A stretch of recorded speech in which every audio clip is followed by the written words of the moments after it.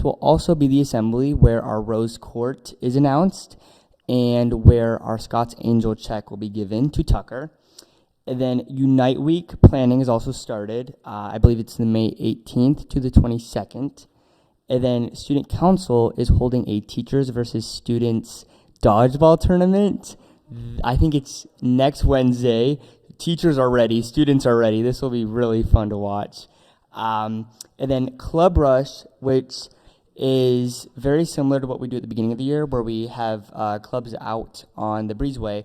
But instead, we do like 2 clubs a day in the North Cafeteria just to help the students get to know those clubs a little bit better. And, if they are interested for the upcoming year, kind of prepare for that. Or, some clubs allow you to join at any point in time. So this will give students who have not joined yet the opportunity to. And then for Schnitzer Cares, we were going to start doing interviews about a week ago, but we decided after spring break would be a better time to do those interviews.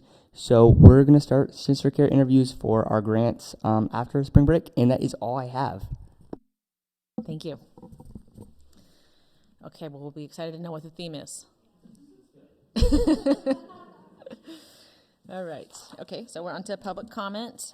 We have 2 people signed up for a comment tonight. Lauren Struzik, Landfair.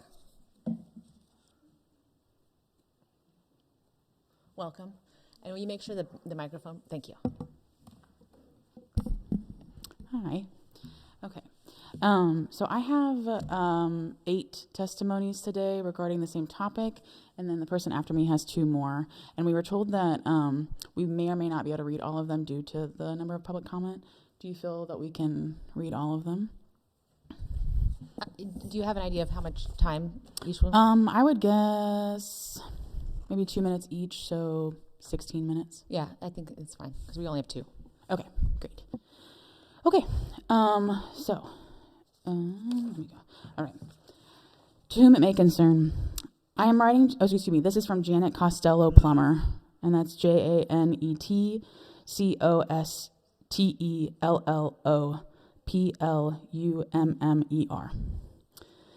To whom it may concern, I am writing to address the concern about the rising cost of childcare at the David Douglas Child Development Center. I had a wonderful experience sending both of my 2 older children, now 6 and 8, through the CDC program as infants through preschool, and I am now looking at the possibility of sending my 3rd child due in May next school year. As a DDHS staff member, having childcare so close to work made a world of difference in my stress level, being able to drop off my kids in a trusted setting and make it to work on time by my contract time of 7:20 a.m. But more than that, it was rewarding to see my children as part of the DDSD community, interacting with the high school students that I teach. My kids absolutely adored their high school cadets and loved their time at the CDC.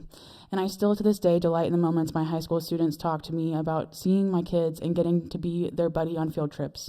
It is a truly magical place where connections are made and our kids at all levels learn, grow, and thrive.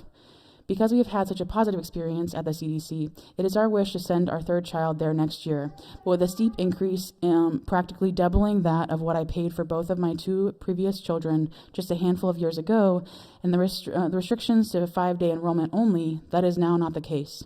With the projected increase in cost of $119 a day, a full school year, 190 days, will cost over $22,000 a year for one infant.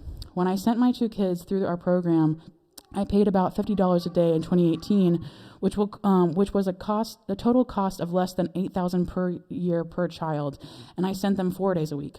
I understand the need to increase prices due to inflation. However, from an outside perspective, it doesn't make sense why it has gone up so much.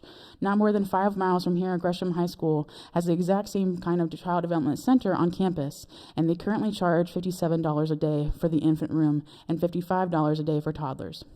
A privately owned childcare program, also 5 miles away from here, where I will most likely send my newborn if the CDC increases their prices, charges $78 a day, and allows the option of choosing care for less than 5 days each week.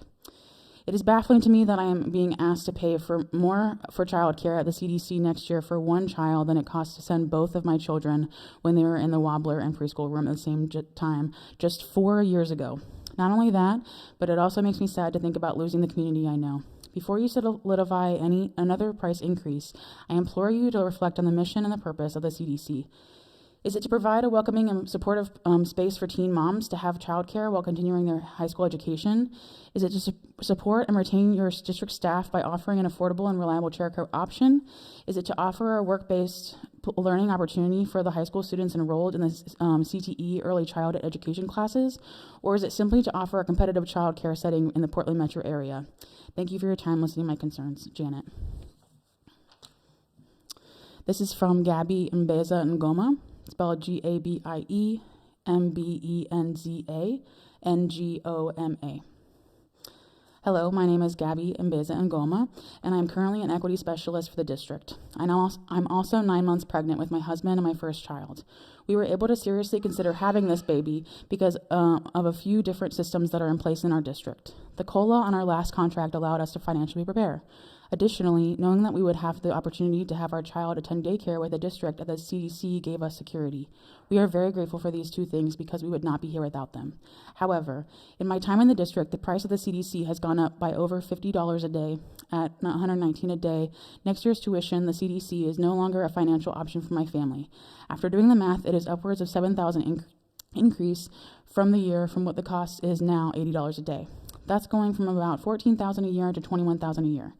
Both my husband and I are committed public school educators. He works as a middle school drama teacher in Reynolds School District.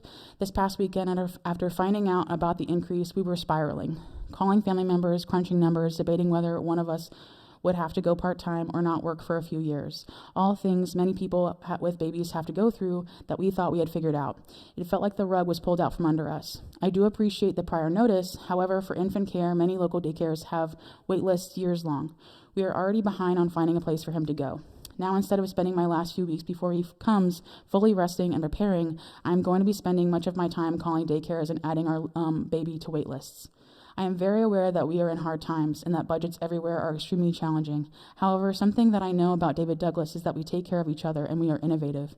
I know that a big part of the increase this year is because the preschool classroom is getting closed. Is there a way to open another infant wobbler or toddler room to compensate for the loss of the preschool? We were told that touring there is almost always a wait list for these classrooms. Expanding would help alleviate the price strain. Can current and aspiring families support bringing in more families? On our DDSD equity lens, one of the questions is, are those being affected by the decisions included in the process? Please involve us in this process and dive into those equity questions. I believe that we can figure something out that will allow for a more equitable outcome for all. Thank you. This is from Raluca Cook, RALUCACOOK. My name is Raluca Cook, and I'm a teacher in the David Douglas School District. I'm writing about this rapidly increasing cost of daycare at the David Douglas Child Development Center. Last year, tuition increased from $60 a day to $80 a day, a 33% increase in a single year. That increase alone forced several families to leave the program because they could no longer afford it. Now we have learned that the tuition will increase again next year to $119 per day, which will force many more families out of the program. For the 2 children attending the CDC, I will have paid $23,360 in childcare this year alone.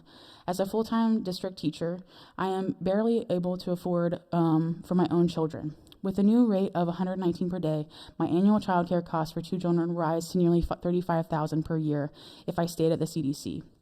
That is simply not sustainable for a district employee. The district has explained that historically the CDC has been able to maintain lower rates by distributing operational costs across 4 age groups: infant, wobblers, toddlers, and preschool. But now there isn't a preschool anymore. That is why there is another increase.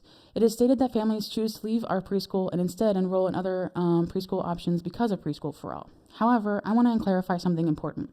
Families did not leave our preschool because of Preschool for All. Most families left the CDC because of the 33% tuition increase last year. Cost was the driving factor.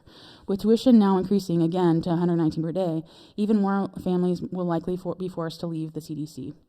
There is also a very real concern that this will, with this increase, there may not be enough families again are able to remain in the program to fill those newly renovated classrooms. The district invested millions in CTE bond money to remodel the South for the CDC, and it would be a tremendous waste of money and resources if those rooms end up sitting partially empty because families no longer afford childcare at the CDC.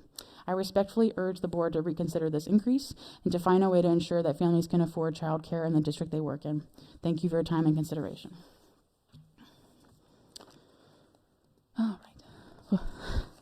Let me make sure I have the right person. I forgot to put that. Okay. This is from Julia Toscano. JuliaToscano. Dear David Douglas School Board members, I came to this board around this very time last year to ask you to stop the dramatic price increase of the CDC. I had specifically asked if they were going to increase prices. It should match the percent to which our teacher salary increase would be, as most of the clients they serve are educators from this very district. What came from the board meeting was a great deal of disappointment and a feeling of being completely dismissed. I had come to the board meeting with 3 other parents in the CDC, and we chose to stay until the very end to hear any acknowledgement of our request. The only comment was from the former board chair, and all she said was that she understood that daycare prices are expensive. I left the board meeting feeling completely defeated. For that reason, I am choosing to write this letter instead of actually coming to you in person. I am writing this letter to let you know that because of the new increase in price, I will no longer be sending my child here. The price went from $80 a day to $119. For my 2 children, that will be $238 a day. That is an insane amount of money to ask any teacher to pay.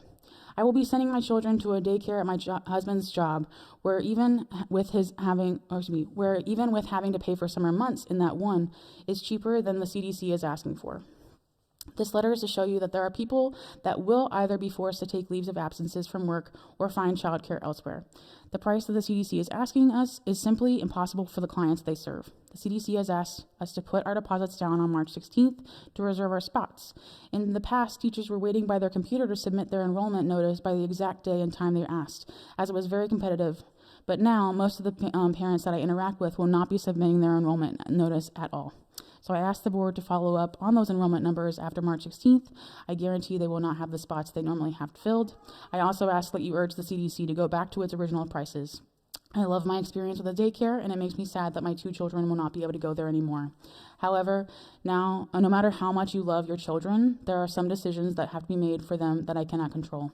The new CDC prices have decided that my children cannot go there. Okay, how am I doing on time? Good. Okay, we've got 4 more. Okay. All right. This is from Anne-Marie Montoya Mira, and that's spelled ANNEMARIEMONTOYAMIRA. Over the past 2 years, the cost of the childcare at our district-affiliated daycare has increased from $60 per day to $119 per day, nearly doubling in a very short period of time. An increase of this magnitude is egregious and places significant strain on the families who depend on this care. What makes the situation particularly difficult for district employees is that wages have not increased anywhere near a comparable rate. Many educators and staff members have had dedicated years of service to this community, yet the rapid increase in childcare costs now places parents in an untenable position. For mothers in particular, this reflects a broader issue known as motherhood penalty, where the financial and structural barriers of childhood disproportionately affect women's ability to remain in the workforce. When childcare becomes unaffordable, it forces families to make difficult employment decisions, often at the cost of women's careers and professional contributions to the community. In a profession where 77% of the workforce is female, this is yet another version of the motherhood penalty. For me to place my 2 children in the daycare next year, I am pregnant and due with my 2nd child in September, it would exceed my monthly income, and therefore I would be forced to exit the teaching profession and take at least a year of leave. The district's support of this decision is profoundly disappointing, shameful, and raises serious concerns about how, and frankly, if, we value and support our families and staff. Personally, this increase means that I will not be enrolling my children in the daycare next year. Several of my colleagues are making the same decision. This is devastating for those of us who have trusted and have hoped that our children cared for within the same community where we work and serve students every day. Okay, this is from Chelsea and Tyler Mays, CHELSEA, TYLER, MAES. Good evening, members of the school board. This statement is being read on behalf of Chelsea and Tyler Mays, teachers and parents in the district. The rising care of daycare is having a negative impact on our high school career and technical education childcare program. As costs increase, fewer families can enroll their children, which reduces the hands-on opportunities that make the early childhood education program so valuable. Last year, the preschool portion of the program was eliminated after families left due to the price increase. Many students enrolled in this class specifically to gain experience working with ages 6 weeks to 5 years old. When the preschool program was removed, students lost the opportunity to regularly interact with children ages 3 to 5, and thank you so much, I appreciate it. Several choose to leave the program because it no longer provided the real-world experience they expected. Career and technical education programs play an important role in student success. In Oregon, students who complete at least 2 credits in an approved CTE program graduate at a rate of about 97.8%, nearly 16 percentage points higher than the statewide average. Last year, the graduation rate at David Douglas was only 70%. As both a parent and a teacher, this program is especially meaningful to us. It creates a unique environment where the high school students we teach and care deeply about have the opportunity to build relationships with their own children. They develop responsibility, empathy, and real-world childcare skills while also supporting into the lives of younger students. Having students come up to us during the day to talk about our kids and share their experiences with them was something special that we deeply valued and now miss. With the child care increased costs of the 2025-2026 school year, it became more financially reasonable for Chelsea to take unpaid leave than to continue paying for care.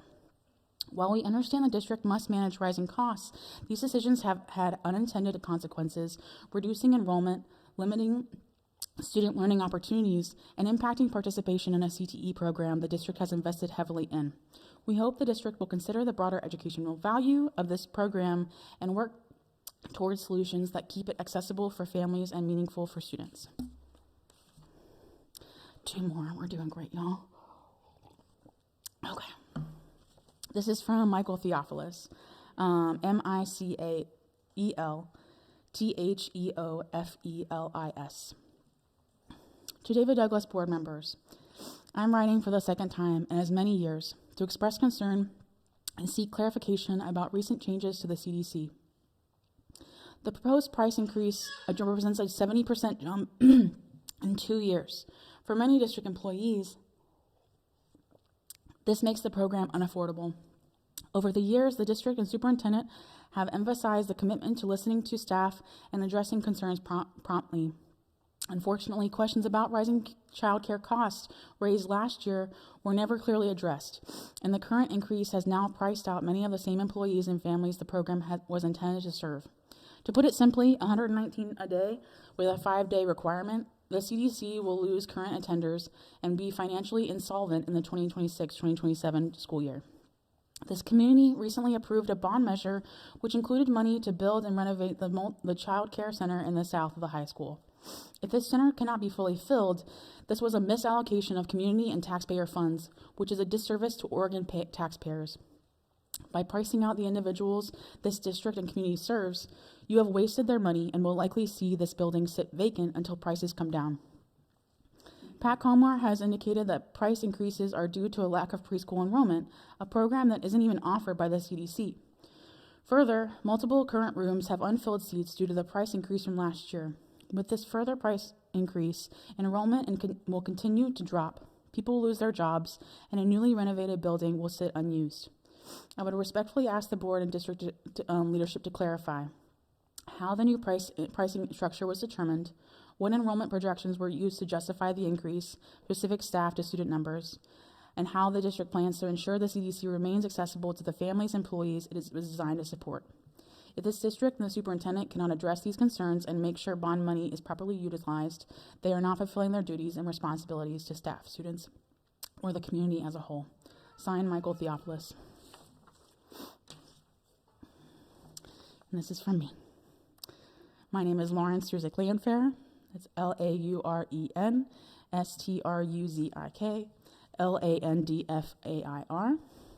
This is that's my daughter Cora. Okay. We love being a part of the, she says hi. We love being a part of the CDC community, and the proposed costs will undoubtedly push us out of the space we love so much. As a new mom, it has felt so good putting my baby in the hands of the district I already trust. Seeing how happy she is when she sees Nicole in the morning, seeing how happy she is playing with other babies when I pick her up, and having the other teacher-parent community to lean on means the world to me. It has been a point of pride that the district offers its employees childcare that is affordable in conjunction with our salaries. This is why it hurts so much to potentially lose access to the CDC. The proposed cost of $119 a day would equate to $2,100 to $2,400 a month, depending on the month. I've researched nine other daycares around my house, and all cost within $50 of $2,100 a month, the lower end of the expected cost of the CDC. This would seem like a comparable cost in this would seem like they are comparable in costs, but the facts are that the CDC does not offer benefits that other schools do. These benefits include specific curriculum, more days available including spring break or summer break and other holidays, starting early in the day, ending later in the day, which would mean my husband would not have to take time off to pick up Cora, part-time instead of requiring full-time, location that is convenient to both parents rather than just parents who work at the school, sibling discounts, more communication through apps and live cameras for more frequent communication, and care by more licensed teachers rather than relying on high school students for support. The increase in cost may seem like it's competitive, but it simply does not make sense for parents to pay the same cost for much less being offered. Daycares surrounding the CDC cost closer to $1,700 a month, a much cheaper option with, again, much more benefits than what the CDC offers. When I've asked about the proposed increase at these daycares, they've said that it will be a 3% increase, which would align with a reasonable basic COLA. This is what the board and the district should be offering as an increase if they want to keep parents around. This would mean an increase of $2.50 a day by the CDC.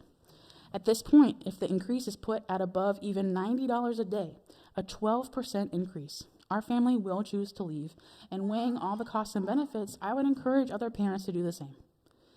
It was explained that the increase in cost is due to the removal of the preschool. There is confusion around the explanation regarding the removal of the preschool, as the CDC is not offering preschool. How can there be a need? How can you say there isn't a need when it isn't being offered? Given that the preschool has been removed, why isn't there a preschool for all offered here when other schools offer it? As it currently stands, the CDC is already struggling to fill all the infant, wobbler, and toddler slots that would require the 6 staff members the district says it needs. Slots filled within the infant, wobbler, toddler, and preschool is likely due to the increase from last year. As a result, the current cost is already not bringing in full numbers, so how is it possible the district can think that this increase will do anything but push more, if not all, parents away? When I talk to other parents, the only rationale we have is that this is the district's first step in closing down the daycare. Even if that is the agenda, how can that be when the district has spent so much bond money to improve the south building in preparation for the move from North Palhurst? I can't imagine how hurt the DDSD community will be to learn that millions of their money was wasted on a daycare that is ultimately shut down. As far as the DDSD students, what will our cadet class do when there are no babies enrolled? What are the optics of shutting down a career opportunity when the CTE class has no one to learn from? Clearly, the state of things would indicate that if the district sticks to their proposed increase, the parents, CDC, district, students, and community will be hurt. Financial decisions during this time are without a doubt difficult, yet the district has to rethink their proposal if they are to avoid the detrimental effects of everyone involved. Thank you for your time. Thank you. Last, we have Sasha Botswick.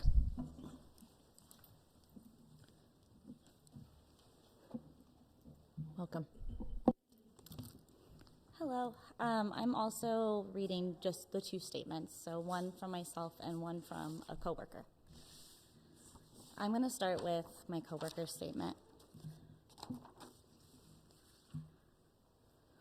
To the district board, the dissolution of the preschool program. The statement is from Yvonne McKenzie, YVONNE, and then Mackenzie, MCKENZIE. I would like to and need to address the trickle effect of the price increase and the lack of preschool for all in our Child Development Center. We have heard from several parents already that they will not be re-enrolling their child for the 26-27 school year. What does this mean for the David Douglas Child Development Center?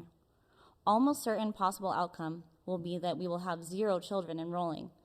for the 2026-27 school year. If we have no children to care for, these things are looking like they're happening. 1, high school students. What will happen to the high school development cadet program affiliated with college credits? If they do not have children to observe, how will they still earn these credits? Number 2, the staff. Will the staff be placed somewhere else in the David Douglas School District with a comparable job?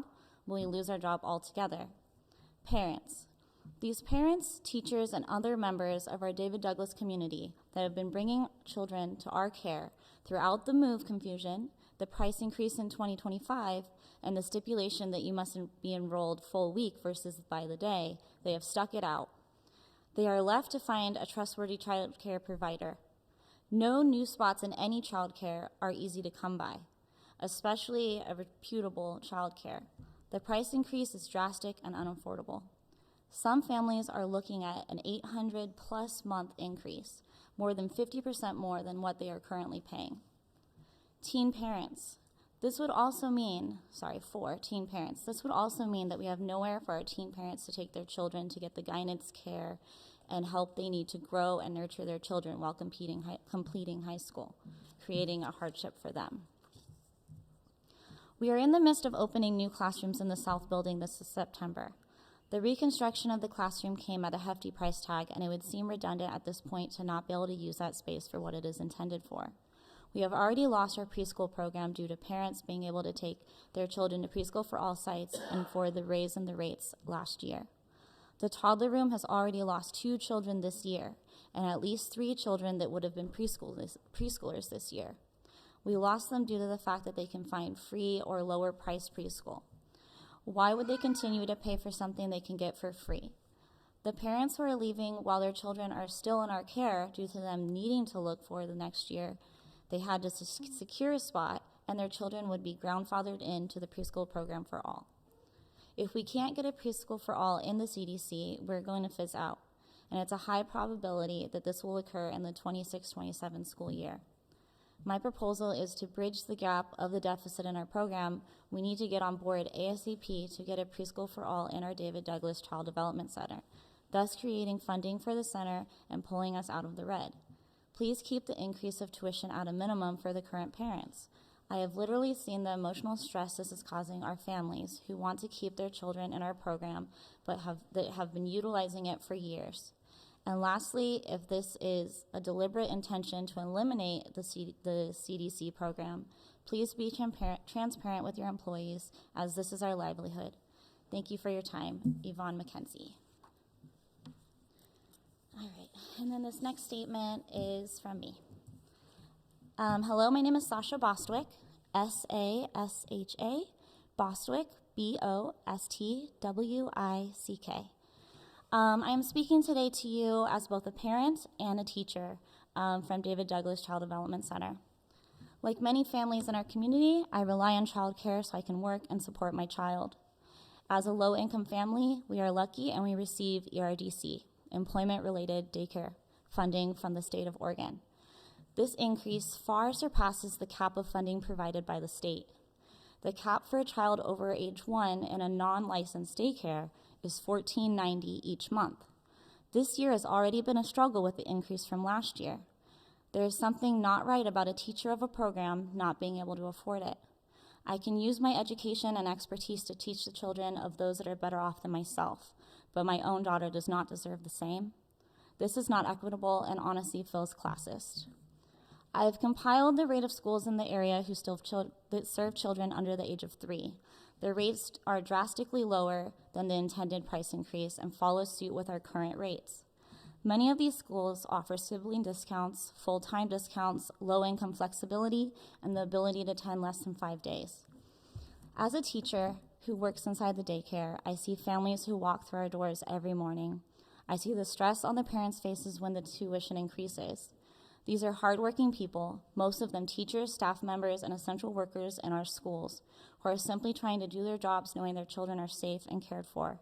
That is what attracted me to working here 3 years ago, teachers supporting teachers. I started here as the preschool teacher, and as we know, that program was dissolved due to lack of enrollment. Now I work as a toddler teacher and help with curriculum. If childcare becomes unaffordable for the very people who work in and support our schools, then the system is not sustainable. Childcare should not be a barrier that keeps educators and families from participating fully in our school community. It should be a support that helps them thrive. I am concerned about the future existence of the David Douglas CDC, as are my co-teachers, a few who have asked to remain anonymous. We are worried that these increases are being used to push families out and phase out our program. This program has been around for many years, supporting our community, teachers, and teen parents. We provide a service not only to young children, but also to our high school cadets, who receive college credit for completing our program. We are a dedicated group of extremely experienced and talented educators. We have teachers that have been teaching here for 10, 15, and even 20 years. We have teachers that have put their whole lives into this program. We, the teachers ourselves, fund our own classrooms. We buy our own toys. We buy paper. We go to the free teacher store and get what we can. We do not deserve to have our hard work and love for what we do be destroyed. The climate of childcare in Oregon is shifting, and you can already see this with the success of the Preschool for All program. I am pretty confident we are following the path of Colorado, and we should be prepping for these changes rather than dismantling the current program. I urge the board to consider the real impact of these cost increases on what they have on the families you serve, including those who work within the system itself. Any increase should keep our families in mind, and all financial planning should be transparent.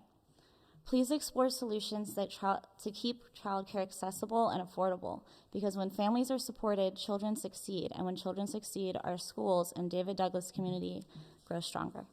Thank you for your time. Thank you. Okay, now we have DDA, I think Aaron, welcome.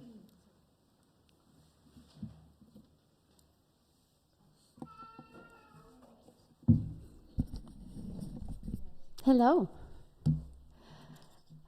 My name is Erin Will. Some of you I've met, some of you are new faces.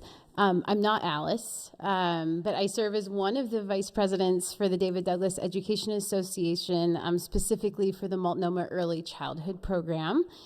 And I'm in my 13th year with David Douglas and MECP.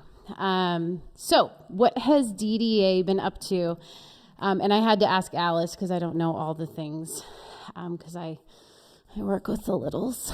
So we are making good progress on a system for licensed professionals to provide professional development for each other, proposing and beginning the process for negotiating an MOU to hire, support, and retain BIPOC educators, supporting the gathering of educator input, which then informed how administrators made adjustments to bus schedules to meet seat hours at the high school, negotiating to resolve a payroll error, and then how payroll errors should or could be resolved should they occur in the future.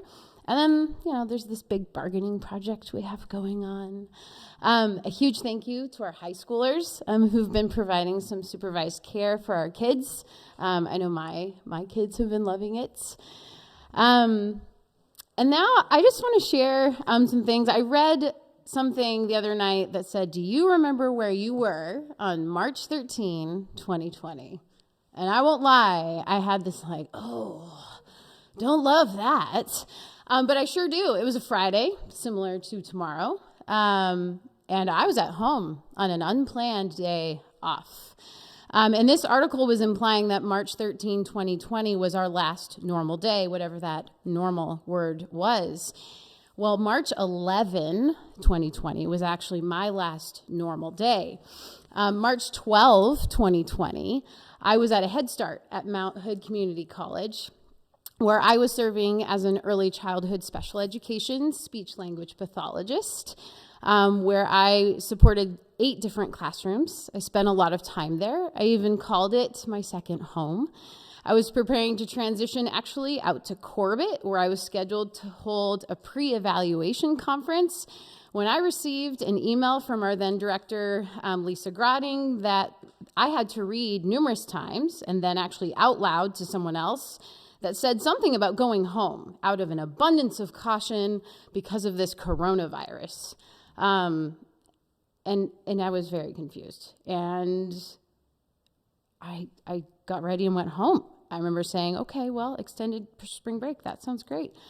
I stood and I held that paper evaluation consent, and was struggling to wrap my mind around what was happening. And the early childhood special education teacher and I that served the site together, we decided that we should not go to that eval conference and we should wait for more information. And little did I know that it would be over a year before I would be back in person for work anywhere. We are approaching the 6th anniversary of this new era, post-COVID land, as I call it, as some of us call it. And we're living in a world that has a lot of new ways of interacting, of teaching and learning. And I wanted to share some of the ways that our fantastic educators show up as humans with their learners every day in truly unique ways. During COVID land, our educators built the virtual learning environment plane while also actively flying it. And here's how that looks across this grand district. So I figured I'd start with DDOA. That felt appropriate. Educator creativity, persistence, and tenacity are how DDOA moved from COVID land shutdown school to where it is in year 5 with the opportunity to be a leader in the Portland area. At the high school, interest surveys have the intent to weave in students' interests with curriculum and learning experiences. They have weekly class meetings, answering silly and serious questions, discussing anything a community member would like to bring up, within reason, of course. And they have student input on playlists for music intended or to have listened during work time. In middle school, there's project-based work that meets standards without a textbook in sight. At elementary, the ability to have a daily circle, not just before school starts. At MECP, that might be supporting a family through a traumatic event and having space to pause, regulate, take some self-care before diving into the next visit. At CTP, that might be work with students and families on creating a schedule that'll help a student be successful. Some students attend every day, all day, and some receive their specially designed instruction off campus. Or it could be supporting students accessing critical services such as Oregon Health Plan, developmental disabilities, Social Security, counseling, and many other community services. Or across any of our levels, current events guiding conversations, embedding those events into instruction or conversation, using a trauma-informed care approach, when preparing students, caregivers, and our educators for possible immigration enforcement and the post-care when detainments have occurred. While I am a licensed speech-language pathologist, I serve as an inclusion coach, and my work is anchored in the pyramid model. I coach all day long to strategies rooted in nurturing and responsive relationships that then grow and soar in supportive environments. But those things don't have the opportunity to take root without consistent support for that workforce. The base of the pyramid model is a strong, durable, and effective workforce. The ability to have flexibility and ability to adapt to student needs while leaning into strengths is critical throughout the school day. Our educators bring their flexibility, creativity, pizzazz, and sparkle into their work every day, responding to their student needs at the class level, the student level, anchoring in relationships, and housing it in a supportive environment and layering on their secret sauces that things like big tech and AI cannot replicate. Whether it's an infant or a 20-year-old, a preschooler or a middle schooler, a transition to kinder or an incoming freshman, each precious moment of the day with autonomy gives opportunity for beautiful humanity, our learners and our educators, to show up together. Thank you. Thank you. OSCA Chapter 40, Darla, welcome.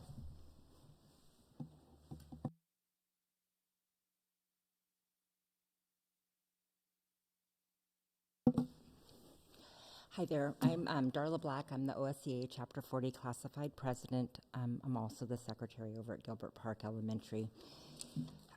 I'd like to take a moment to recognize and celebrate the incredible contributions of our classified staff. Last week was National Classified School Employees Week, and it provided an important opportunity to acknowledge the essential role and dedication these individuals play in our schools every single day.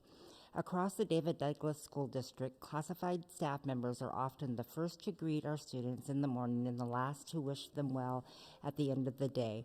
From educational assistants, office staff, custodians, nutrition service workers, bus drivers, maintenance teams, and many others, these professionals help create a safe, welcoming, and supportive learning environment our students need to thrive.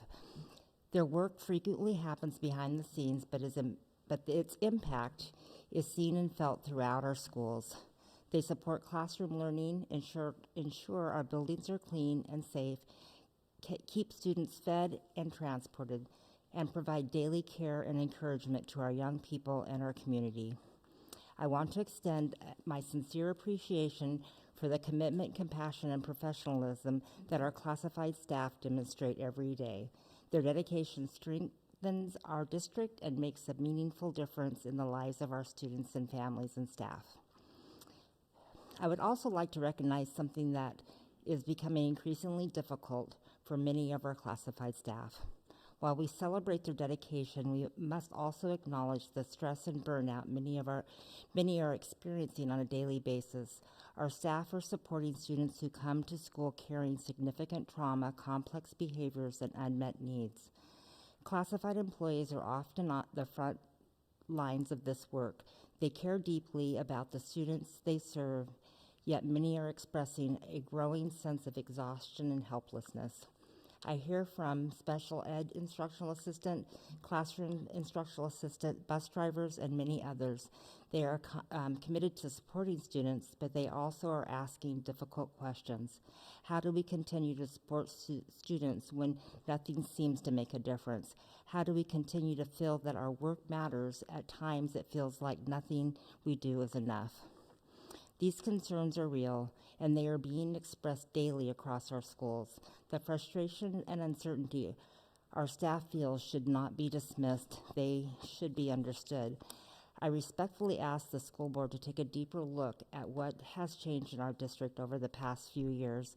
We often review data about round attendance and behavioral disparities, but I believe it is equally important that we examine the why behind those numbers. I invite you to come walk the halls of my school or any other school in our district during a regular school day, meet our students, talk to our staff, see firsthand the challenges that we are navigating and the care we bring to our work. Then ask the question, how can we help? Our classified staff remain deeply committed to our students and our district. They simply want to know that their voices are heard, their experiences matter, and that we are willing to work together to find solutions and truly support both students and the staff who serve them every day. Thank you. Thank you. Okay, now we have invited public input. Alice Ott to share about Women's History Month. Welcome.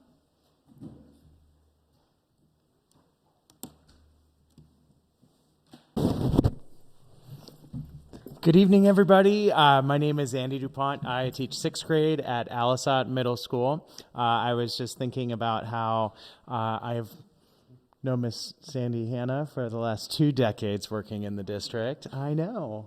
And as I was thinking about that, I just wanted to say Happy Women's History Month. Probably the woman that's most influential in my life is my mom.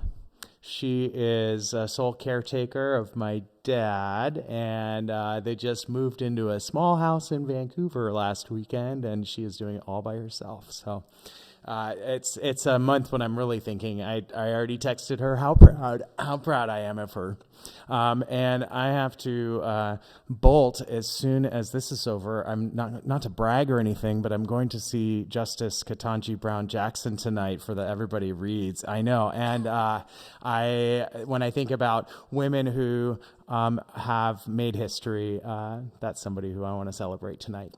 We're going to share our slideshow that our equity team came up with, and in fact, this morning, it was shared out to all of our advisory classrooms at Alisat, and so we had an opportunity to share our slideshow, the one that went out to the district, with all of our students as well.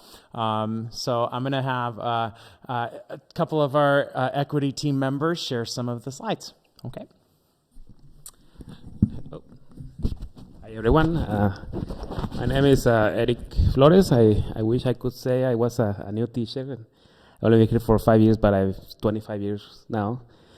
The most important person in my life, my mom, of course. Right now she's battling some health issues, and she's gonna go through, and she raised 3 beautiful, wonderful kids. The 3 of us came to David Douglas long time ago.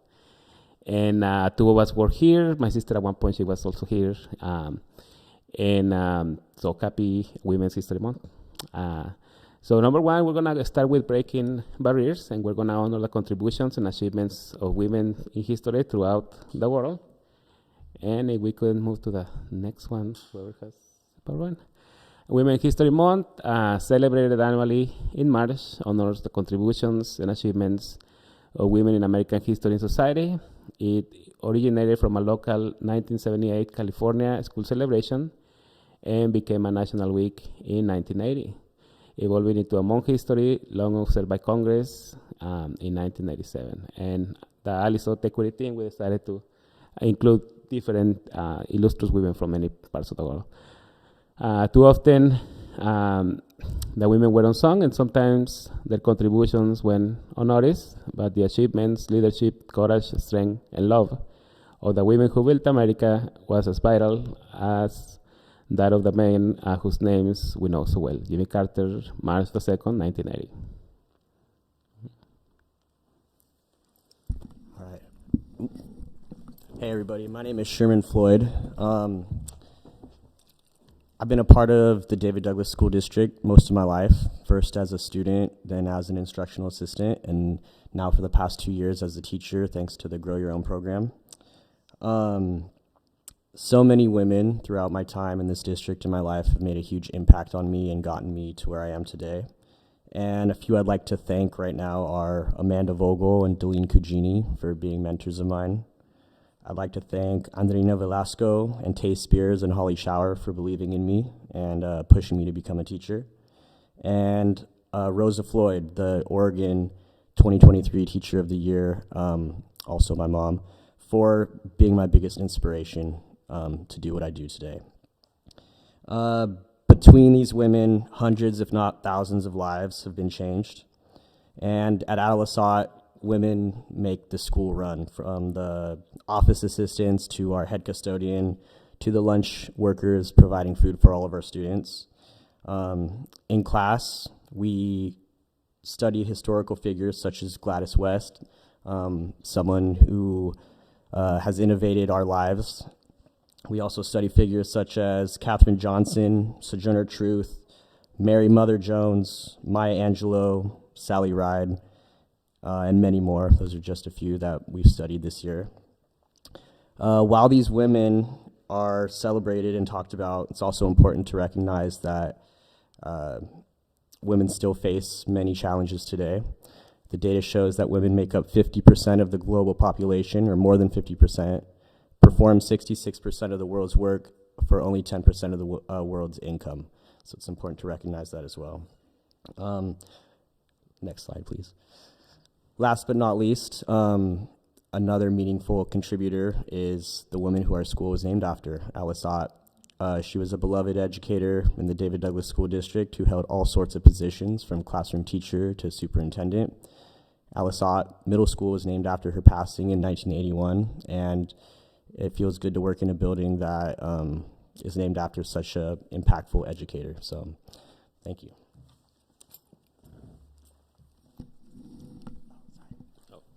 Lastly, also at Alisat, we celebrate women by creating library displays, highlighting women authors, and just like Andy said this morning, we deliver advisory lessons that explore contributions of women as well. All right. Finally, and we can move to the last one. We, as an equity team, sorry, the one before. We, as an equity team, thought it would be important to highlight the women that have impacted our careers at Alisat in particular. And we wanted to recognize Tay, obviously, as somebody whose contributions have been so meaningful. Mrs. Shower, who is our boss and we all look up to. There's been so many women in charge of Alisat, and it is just a great feeling because of the things that women bring to our career. So thank you very much, and happy Women's History Month. Thank you. All right. All right, and now Cherry Park with Ramadan. Welcome. Good evening, everybody. I'm Matt Sewell. I'm the very proud principal at Cherry Park. I'm flying solo tonight, so you have to forgive me. I normally have a parent with me for our Heritage Months, but I was not able to make that happen this time. Our equity team got the opportunity to celebrate Ramadan. We have several, well, I'm going to use more than several. We have a lot of students, both at Cherry Park and in our district, who celebrate Ramadan. And it's always fun to learn about their perspectives, their culture, their background, and what these holidays mean to them. We created our slide deck for our district, which went out already, but I'm going to ask Sandy to please go to slides 5 and 6. The best part of developing this slide deck and learning more about Ramadan was interviewing our students themselves. And so I interviewed several students, and I took some snapshots of what they said verbatim when I asked these questions about Ramadan. And it was just really fun to see the sense of pride, to see them light up when you're asking about something that's so important to their families and to their community, and really learn about this wonderful holiday that's celebrated by millions across the world, and what that really means for our district here locally. So you can see the questions at the top there. We did have some pretty funny answers, especially from our younger students. But you can really see the progression of their perspective and how important this holiday is to their community as the students get older. And so it was a real highlight for us. It's really fun to bring these kids together. There's a lot of pride in Ramadan. Kids take a lot of pride when they're fasting or their first year they're fasting. Some kids do a hybrid fast. We have a student who's doing every other day, but we have a lot of students who are doing every day. And I get the opportunity to spend time with them during lunchtime because we provide an alternative for them if they don't want to be in the cafeteria surrounded by food during fasting, and just learning about their families and learning about what they do at night and in the morning when they break their when they break their fast at night and when they start their fast in the morning, and just the sense of community and the pride that they bring to that. It's been a lot of fun. One of my highlights was that the first grader, and I was like, well, what do you do during Ramadan? And this is Ahmed, a first grader, and he's like, well, we fast. And I was like, okay, well, tell me a little bit more about that. He's like, well, then we eat dates and drink water, and it's delicious. And come to find out that dates and water is a very traditional way for Muslims to break their fast at the end of the day. So I appreciate your time today. I hope you enjoyed our slide deck. It went out to our district already, and we're in the midst of Ramadan. It ends here with Eid on the 19th. So happy Ramadan and happy Women's History Month. Thank you very much. All right.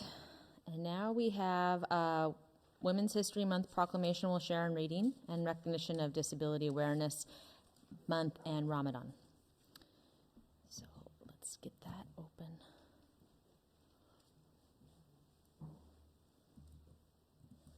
All right. Director Ender, would you like to kick us off? David Douglas School District proclamation proclaiming the month-long celebration of Women's History Month in March. Whereas the California Education Task Force of the Sonoma County Commission on the Status of Women initiated the county's first ever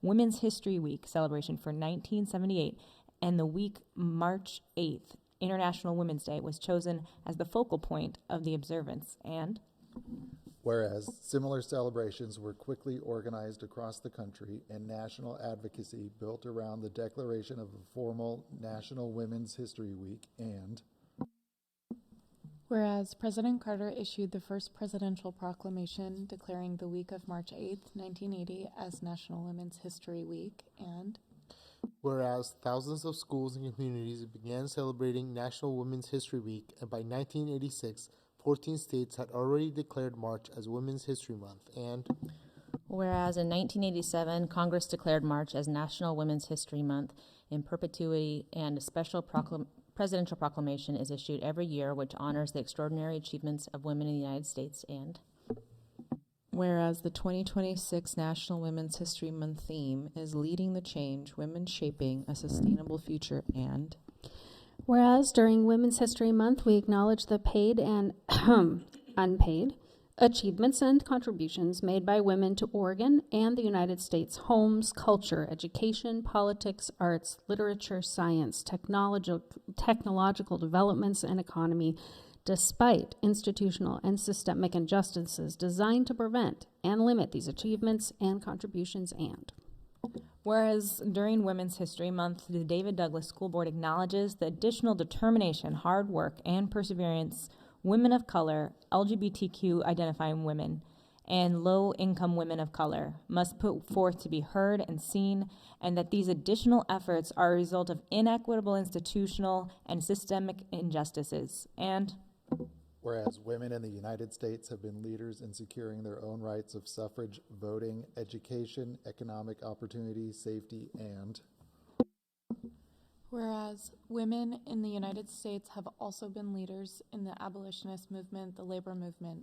the civil rights movement, the Me Too and Black Lives Matter movements, and many other movements, creating a more fair and just society for all. And whereas despite these contributions and leadership, the role of women of color in U.S. history have been consistently overlooked and undervalued in the literature, teaching, and study of American history, and whereas the persistence of the gender wage gap is shown by data released by the Census Bureau in 2018, showing in 2017 the median salaries for all full-time year-round workers showed white women earned 77 cents for every dollar white men earned, Asian American women earned 85 cents, Native American and other Pacific Islander women made 62 cents, African American women earned 61 cents, American Indian and Alaska Native women earned 58 cents, and Hispanic women earned 53 cents. And whereas women of color still experience higher rates of domestic violence, employment discrimination and harassment,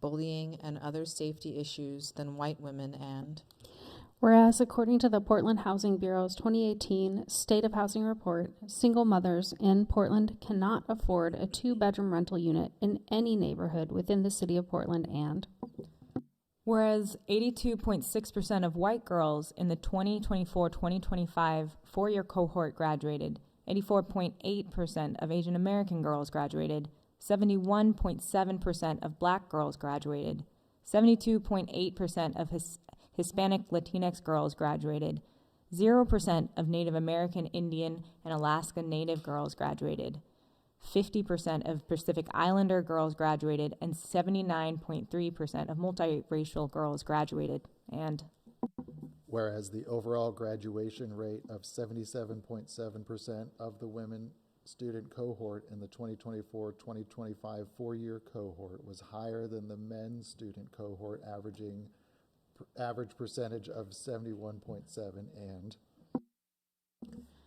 whereas 24.9% of the women graduation cohort self-identify as white, 19.1% self-identify as Asian American, 13.3% self-identify as black, 32.9% self-identify as Hispanic and Latinx, 0.003% self-identify as Native American, Indian, and Alaskan Native, 1.2% self-identify as Pacific Islander, and 8.4% self-identify as multiracial. And whereas the David Douglas School District population of students who identify as girls of color and multiracial has increased over the past 10 years from 58.6% to 72.3%, and whereas the educational and professional achievements of pregnant and parenting students are demonstrated by graduation data and by their enrollment in several university and technical programs post-graduation. And whereas the Girls Inc. and other student-led groups organize and promote student success for girls, and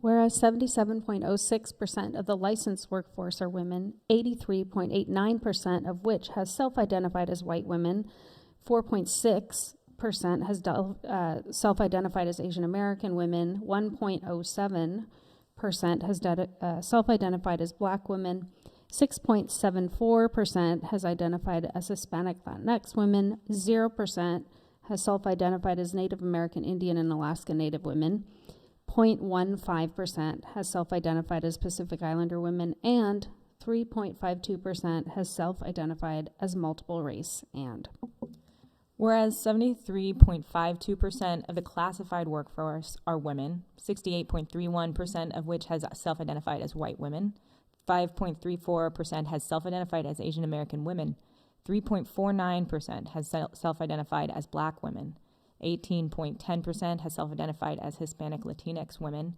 0.2% has self-identified as Native American Indian and Alaska Native women, 0% has self-identified as Pacific Islander women, and 4.52% self-identified as multiple race. And whereas 67.08% of district leadership staff, supervisors, managers, principals has self-identified as women, and whereas 5 of the 7 board of directors for the David Douglas School District self-identify as women, and one member of board leadership chair self-identifies as a woman. And whereas 100% of classified executive board, 73% of certified executive board, and 74% certified building representative have self-identified as women. And whereas 79% of the ASB student leadership has identified as girls. And whereas the David Douglas School District is committed to and advocates for equal educational, professional, and social opportunities for women and girls. And whereas the district collaborates and partners with community-based organizations to form strong relationships in a culturally appropriate way and provide the space for feedback and guidance to district leaders on improving outcomes and opportunities for women and girls in the district. And whereas the district engages with several stakeholders and organizations to support awareness building and development, a focus on the accomplishments made by women and girls, and further recognizes the efforts of those organizations within the district that strive to improve the quality of life for women and girls through advocacy, creating safe living environments, community engagement, outreach, and inclusion. Now, therefore, I, Heather Franklin, Chair of the David Douglas School Board of Directors, do hereby proclaim March 1st through March 31st, 2026 to be Women's History Month in the David Douglas School District.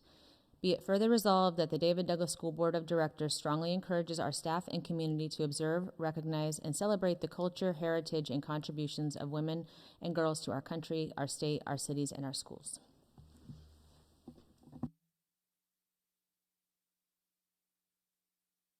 Now we would like to have Elevate join us. Welcome, Donnell.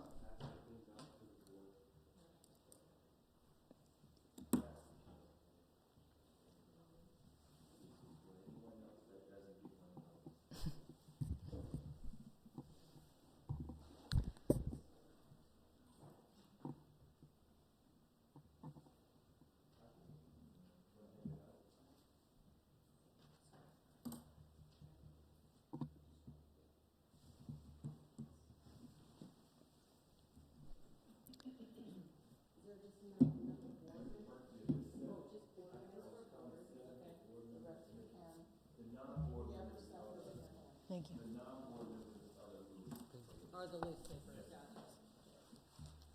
Welcome. Yeah, you got. Yeah, thank you. Can y'all hear me? Yeah. Okay, y'all know who I am. I've been here before. Chair Franklin, Superintendent Richardson, Ide good to see you as always, and thank you for being a fantastic partner and helping me through the district. This is an opportunity today to really brag on your school district in collaboration with Elevate Oregon. So again, I just want to say thank you all again for being gracious hosts, for inviting me into the district and allowing us to work with your students, your families, and your community. So this is year 3. Can't believe how fast it's going. So we do have some data. I know there's some data nerds in here, so we're going to geek out on that right now. So here we go. This is from one of our teacher mentors. She said, we have an opportunity to drastically change the course of a life, a family, a neighborhood, and a community. Next slide. So here's what we're serving here in your district. So we have the ethnicity in David Douglas School District, so 18% Asian. And I won't go all the way through, so you're able to kind of look at the percentages and the kids that we're serving. Can we lift that up just a little bit? Just a tad bit. Perfect. So when I look at the fastest growing population that we're starting to serve in your district is the Hispanic Latine population. And if you look on our percentage there, right now we're serving 101 and a 31%, and it has passed the African American population. So we're very proud of that, and we're really trying to leverage coverage and staff that resemble those families. Next slide. So taking a look at the districts that we're in, David Douglas is in the middle. So there's Park Row School District, David Douglas, Reynolds, Vancouver Public School District. So if you look at the attendance, it's going to be Elevate Oregon in blue, David Douglas in green. So that's going to be the kids and students that are in Elevate Oregon compared to the non-Elevate students. So attendance is up 88% compared to a non-Elevate student, 86%. And we're going to break this data down even further. Next slide. Just scroll up a little bit. These are the schools that we're in. So this is elementary. We're really shooting for a 90% attendance rate. So if you look at Ventura Park, Gilbert Heights, Menlo Park, Lincoln Park, West Powellhurst, Earl Boyles, the overall is 92.7%. So we're exceeding there. And there's a breakdown of each school. So 93.8%, that's 3.2% better than a non-Elevate kid, so on and so forth. Are there any questions there before I go on? Fantastic, fantastic. Next slide. Scroll up just a tad bit. This is going to be your secondary. So currently we're in Alice Ott, Floyd Light, Ron Russell, Fur Ridge. The goal is 85% secondary. And when you look at the data here, we're doing really well. Ron Russell was just a tick lower than a non-Elevate. The overall percentage get a little skewed a little bit because of Fur Ridge, but we understand the school there. You know, kids kind of come in at a certain time and they graduate at a certain time, so it's more credit recovery. But when you look at it, it is up plus 11.1% better than a non-Elevate student. So overall, 87.6%. Next slide, please. Let's scroll up. So good attendance averages 90.15%. So elementary, again, the goal is 90%. We clocked in at 92.7%, 1.4% higher than a non-Elevate student. 0.3% 1 year improvement, 0.1% 2 year improvement. Secondary, 85%. We talked a little bit about Fur Ridge, but, you know, just to be in that school is an honor, and, you know, making sure those kids are getting the same things and being served on a higher level as well. Student participation, we're exceeding our program expectations, which is fantastic in just year 3. Behavior incidents, grades 3 through 5, we had 392, 41% decrease. And grades 6 through 12, 161, 69% in 1 year decrease. Next slide, please. David Douglas behavior incidents by elementary school. Again, Ventura, Gilbert, Menlo, Lincoln. West Powerhurst Earl Boyles, again, overall was 392, again. So it's just a breakdown right there of the individual schools. And everyone, you all have access to this slideshow, correct? If you want, okay, fantastic. So next slide. Same thing here. This is your secondary school, Elevate Oregon students. Alice Ott, Floyd Light, Ron Russell, Fur Ridge, and that's the individual school breakdown. Overall, 161 incidents, 69% in 1 year decrease. Sorry, next slide. Yep. Takeaways. Elevate does in partnership with school district works by, number one, keeping kids in school through high school graduation. 100% at Park Road School District, those kids graduate as they continue on. It's a continuing program. Reducing absenteeism, reducing behavior incidents, helping kids be happier, more productive, and engaged, introducing them to a future that they may not have realized possible. Next slide. The homework. We started this our partnership here in the fall of 2023. Hard to believe. We are embedded now in 10 of your schools, 6 elementaries, 3 middle schools, 1 alternative high school, and the plan is, God willing, that we start in the high school next year with those 6th graders, now 8th graders, crazy, moving into high school next year. So our services are free to families, and we really try to say no. We really try not to say no. We try not to turn down any kid or family that wants to participate in the program. Next slide. It costs nothing. So on the average, including healthcare, benefits, when I'm saying it costs nothing for a student. This is what it costs us per teacher mentor. That's what everything, benefits, etc. And then we have 2 managers. So currently 11 full-time FTE, 2 full-time managers. And with state funding cuts, I know you all feeling it as well. This is nothing new to anybody, but we are feeling it as well. It hit my front door earlier this fall. So, but we've continued to serve. I've continued to keep my staff motivated, trying not to let your direct staff feel that impact, keeping people motivated, keeping them focused on the mission, and that's making sure kids are served. And we've done a good job of that. Next slide, please. Sorry. So this partnership with David Douglas works well. This is not an ask. I'm not asking for anything. It's just more of a overview of what we do in your school district. I'm not here to pitch anything. This is just to kind of, as a board, as a leadership here, just to let you know what it takes to do the things that we're doing in your school district, so you understand that the times that we're in, if you know anybody, I guess the pitch is, if you know people that are interested in your district that would like to donate somewhere, you're seeing the data firsthand, you're feeling the impact firsthand, please send them my way. Next slide. Same assignment, same goal. David Douglas and Elevate have the same goal. So when we started this partnership, sat down with Ida, sat down with Ms. Spears, and Superintendent Richardson, and really wanted to get on your level. What are you looking for? How can we benefit your school district? Increase attendance, butts in the seats. We know that's going to make a big difference with kids learning. Behavior incidents, if we can get those to go down, attendance to go up, we know it makes the teaching and you're retaining your teachers and people that are, educating these young men and women is more pleasing and easier. And of course, youth graduate, and whether they're going on to college, whether they're going on in the trades, whatever they're doing, we want to make sure that these young men and women are having successful lives moving forward. So thank you again for your support. I hope to see you at the fundraiser. If not, I will send you a video of it.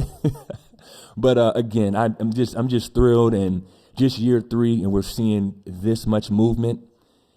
Just think we're going to look like in the next 2-3 years. So again, thank you for having me. Thank you for having my organization. From my board to you all, we're definitely appreciative of your time and support. So thank you. Thank you. If you want to hold on for a second, I think folks might have a few questions. If you don't mind. Yeah. Yes. Does anyone Yeah, I just want to make sure I understand these reductions in behavioral incidents. They're huge. Like, so are we talking about the same like kids year to year, or the overall percentage in the school? So it's year to year. So those kids in 6th grade 3 years ago that started, we keep them in that cohort all the way through. Mm-hmm. And so this data is not Elevate Oregon. We partner with your data team to send us this data. Mm-hmm. And so they've been gracious enough to break it down for us to be able to provide this for you. So all these are continuing. So if a kid started in 3rd grade at Menlo Park, we track those attendance throughout the school. Very good. Thank you. It'll continue. So great question. The continuing, let's say we get to high school, the secret sauce in all this, Chair Franklin, is taking that kid from 6th grade that we started in your school district, and as well as 3rd grade in Ventura Park. Those are the kids that we're going to be able to really see the traction of what we've really done. This is a snapshot really in 3 years, so we know this will go up. It's just having a person in their life, a positive adult in their life. We know that data is going to be even better. Yeah. I also am especially curious about Fur Ridge, because I imagine, well, I guess you said you don't turn anyone away. So could all of the students potentially, or do you not have the staff to support like the whole school there? Great question. If we feel like that's happening, we would. So for instance, we started with one mentor at, what's the school? Floyd Light. We started with one. Well, we want more, so we added another one. And then the other schools hear about it. Well, we want one. So Ron Russell and Alice Ott, we've added 2. We have a really superstar mentor over at Alice Ott. He's able to handle 2 caseloads. So he has a 6th and a 7th. So to answer your question, yes, we would add more if the need is more. It's very impressive. You continue to expand like that too. Yes. Thank you. Thanks so much for being here. I For had sure. the pleasure of like giving an award at Lincoln Park to one of the Elevate instructors. So it was really cool to see them like recognized in the community. For this, like the schools and placements that are doing exceptionally well, or just kind of leading the pack with the things that you're measuring, these results, is there anything we should know, like when the pieces kind of are coming together and we should be encouraging more of that in the Elevate program?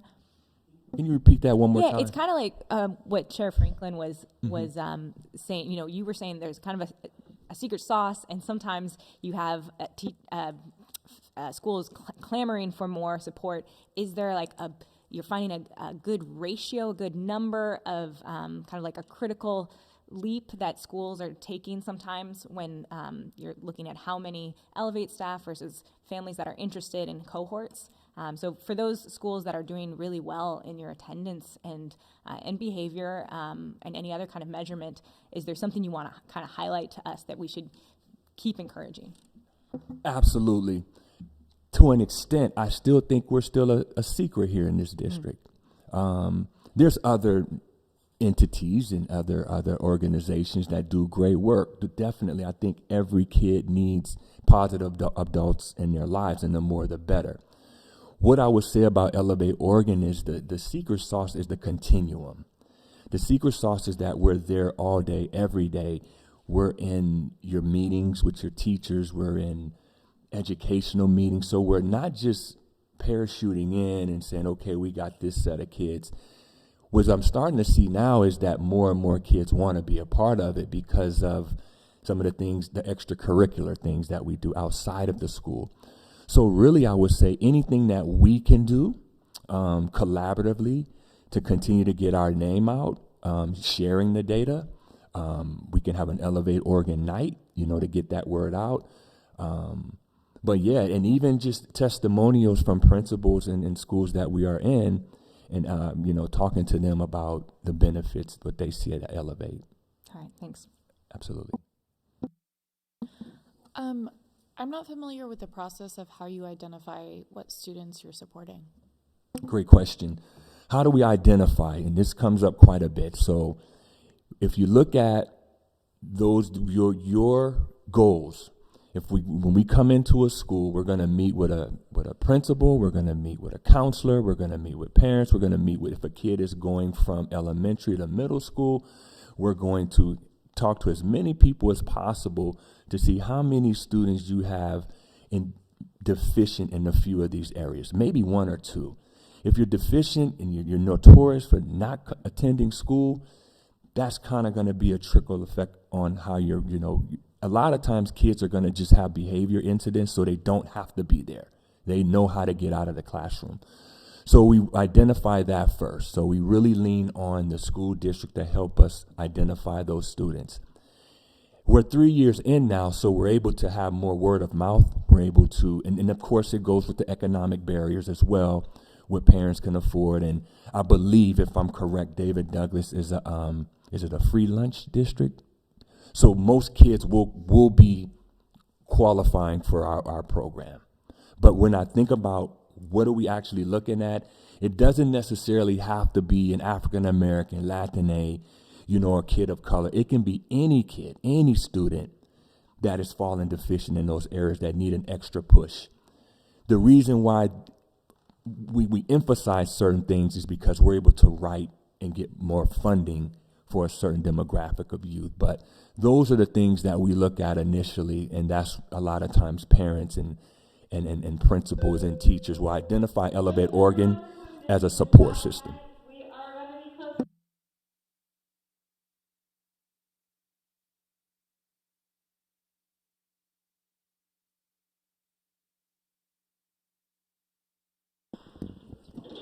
Well, thank you very much, Mr. Morgan. Thank you for having me. Can I just quickly, I just want to say thank you. Thank you for your leadership, your vision. Secret sauce, I don't know if it is the secret sauce, but here's what I'll tell you from my perspective. Coming in, just how can I help? How can I help with your vision principle, your vision district? Vision? It's not something new or outside. It's really how do we align? And from day one, that was the message. How do we help? And two is, Chair Franklin mentioned it, I don't know how he does it. I mean, the growth within our district and how it's never been no. It's like, well, this middle school really, okay, let's make it happen, right? This element, well, okay, let's make it happen. So just the receptiveness of we are here to serve, where can we go, how do we get there, has been phenomenal. And I just want to say thank you again for your leadership and for your willingness to support. It's making a difference. We appreciate it. And on behalf of really East Portland, Mid-County, I know you're in Park Rose. I know you quote unquote kind of started there before David Douglas. We won't hold that against you, but the reality, really, they're all our kids. They're all our kids, yeah. And for the board to recognize, I just want to thank you as well publicly. Attended our fundraiser. I appreciate that so much. Tons of gratitude there. And your fundraiser, I'm a little anxious because I don't know if I have nice enough sneakers. There's something about a sneaker contest, or I don't know if seriously. Okay. All right. Okay. Yeah. Seriously, thank you for all your work and leadership. Really appreciate it. Thank you very much. And now we have Mr. John May with data reports.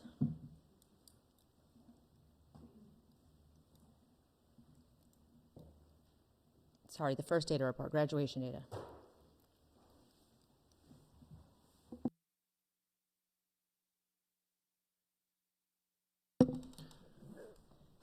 That's at the very end. You've got the very end of the slideshow. So escape, scroll all the way to the top, and start over.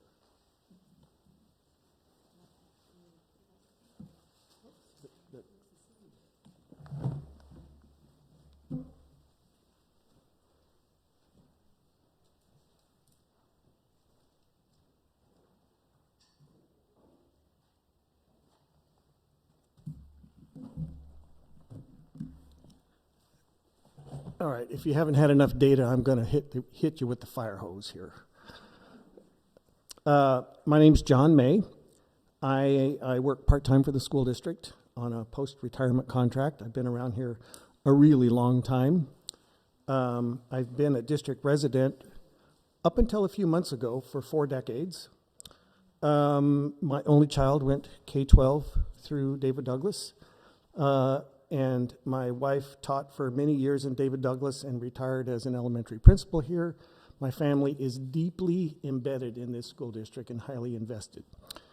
Before I talk about the numbers. I'm going to, for the benefit of some of you who have not seen my show here, I'm going to talk about how the graduation rate is calculated because it's not particularly intuitive.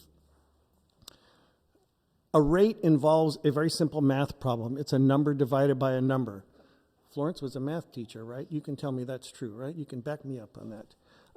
Previously, back when I was in high school, which was a really long time ago, and probably some of you as well, schools essentially counted up how many 12th graders they had in the fall and then how many graduated in June, and then they did the math, and that was it. But about a dozen years ago, the state changed the way they calculate the graduation rate. It was a pretty dramatic change. And it's everybody's numbers went down because we made the schools and districts accountable for all students at any point in their high school career, not just 12th grade. So the new formula looks at not a single year, but rather at a 4-year period that begins when students start high school. And that can be any high school anywhere in the country, not just here. The clock stops at the end of August, 4 years later. To arrive at the cohort graduation rate, we divide the number of qualifying graduates from our district who started high school 4 years earlier by a number called the adjusted cohort, which is the population of students for whom we are accountable. So, the numerator, still, number of graduates, okay, that earned a high school diploma by the end of August. But it's in a specific cohort, not just all kids. Last year's cohort, we had 558 qualifying graduates, but we graduated about, I think, 615 kids last year, okay? Don't they all count? Well, yes, no, and maybe not yet. There were graduates last year that were a part of 6 different cohorts, okay? We had 50 kids who were 5th and 6th year seniors. We had about 20 who graduated at the end of their junior year, and we graduated one student at the end of their sophomore year. The 5-year graduates count towards the 5-year graduate and completer rates, which are also one of our accountability measures. Students who graduate after 5 years are not included in any of the state's accountability reporting. So that's the graduate number. Now, the adjusted cohort. This is the number of students who were first enrolled in high school in 2021-22, so that's this cohort, plus the students who transferred in the meantime, minus the students who transferred out. And there are a lot of weird exceptions to that, okay? It's a complex thing to determine the denominator. The state does it, and they don't do it until well into the fall of the following year. It's partly because we get to do some cleanup. We get to make sure all of our graduates are accounted for, and partly because 2 of the categories that in the state accountability measure are how many of your kids didn't graduate but came back and started their year 5. And the other accountability piece is how many of your kids didn't finish and didn't come back. So non-completer, not continuing. They don't know that until we do our first period A&DM report in October 1st. That's when the process starts. And then it all has to be sorted out. It takes a couple of months. It's a slow process. So that's why we don't know the graduation rate until like December. It's pretty firm by December. They don't announce it until the end of January usually. If you're really fascinated by reading technical manuals, these are public information. They're on the public website, so you can go get them, and it's like 50 pages. I've mentioned before about the impact of COVID on the graduating class, and this class, first one, 4 years in person for a while, right? We did have some kids at the start of their ninth grade year that were quarantined. We had a couple, 250 or something that were quarantined for a short period of time during that, but otherwise kind of normal. But of course, their middle school was a mess, okay? Okay, numbers. The 21-22 graduation cohort rate for the district is 73.7. That is 4.3% higher than last year. I need to note that this is the district graduation rate. The state publishes rates for district levels and at the school levels.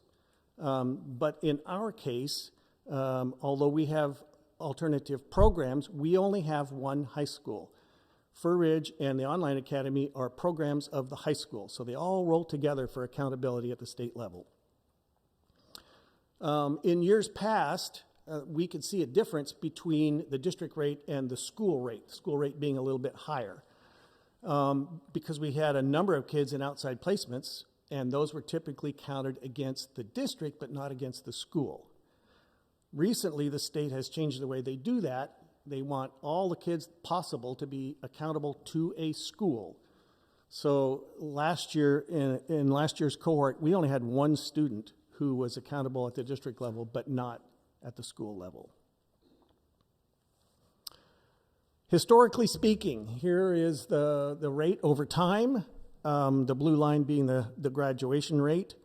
The orange line is the rate of non-completers and not continuing, and the gray line are the students who didn't graduate but showed up again in the fall to keep working towards their high school diploma. Of course, we'd like to see the top line trending up and the bottom lines trending down. I had this chart in last year and I updated it for this year. It's kind of the same information with a little different slant.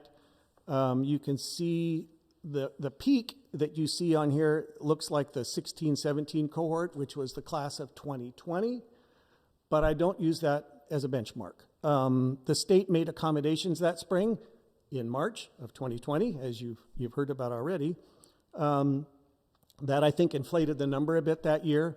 So I tend to use the prior year of 79% as kind of our high water mark and as a benchmark that we're trying to get back to. And as you can see, we're not there yet. We're making some gains. It's been uneven, but we haven't recovered yet. Overall, student groups on average went up about 6 percentage points this year. There were a few outliers. I didn't include individual race and ethnicity historical charts this year, just to save some time, but I can certainly give you the information if you're interested. Here are some of the groups that the state tracks, and this comes from what they call the cohort media file. The cohort media file is something they make available to the public, to the press. It has all of these categories for every school and every district in the state. And they dump this out every year, and I grab it, and I have about 15 years of these stored in a database, so I can go back and look and see all kinds of interesting things. They don't do calculations on the rate of continuing and the rate of non-completers. I add those because I think it's worth looking at. A couple things I want to point out here. It's worth highlighting, again, the CTE numbers. As you can see, the CTE concentrators and participants graduated at a very high rate. You're by now fully aware of that because we've talked about it before. But there's another couple of groups I want to highlight here, these two ELL categories, and I'm going to talk a little bit more about these a little bit later. We have a gender gap. We know we have a gender gap. The graduation rate for females is typically substantially higher than for males, about 6 percentage points. And this past year was really no exception. You might assume each year that there's a 50-50 split in the genders amongst the cohort. It's not true this year. This year's cohort was 53% male, 46% female. Males make up 51% of the graduates, 61% of the non-completers. So they're a little disproportionate in that area. I do have information for non-binary students, but the number's very small, and so I tend not to put it up because it can just, with a number that small, it can really have distorted looking data. Again, over time, we have a persistent female-male gender gap, But I will note that this year was the smallest gap in about 10 years. So that's good news. This is last year with the race and ethnicity categories, and I've given you the total population, which is the slanted lines, so you can see if one group is disproportionately represented in the graduates or the non-completers, and you can see what we've got there. I don't have the American Indian Native Alaskan category on here because there's only one student in that cohort last year that fit that accountability category. Okay, I have to mention that the first rule of comparing things is that they have to be comparable, okay? Be very wary and very skeptical of any comparison ranking of schools or states, okay? They don't all do things the same way. It is most certainly not appropriate to compare two individual high schools from two different districts, so I don't do that. However, given our similarities to our neighbors, it does seem fair to compare the overall district rates with those around us. This is kind of an odd-looking chart, but this is the 86 school districts in Oregon who had more than 100 kids in their adjusted cohort last year. They are sorted left to right, highest grad rates to lowest, okay? And there's quite a spread there. This is where we and our neighbors fall in that spread. This is just about the same place we were last year in terms of this measure.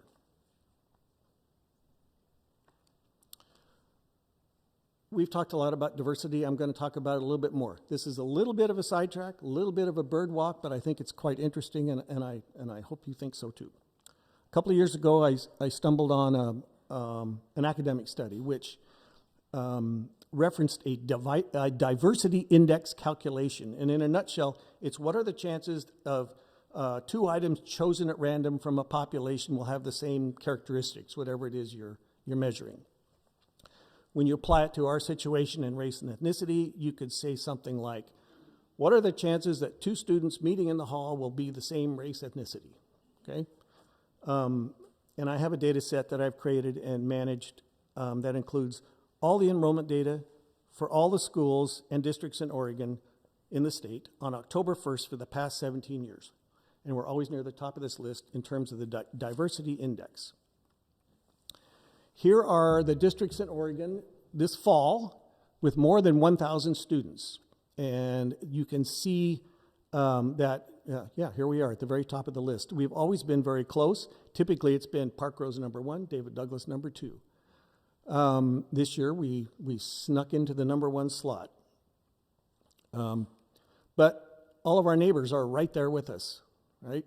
This is, we're all more similar than we are different.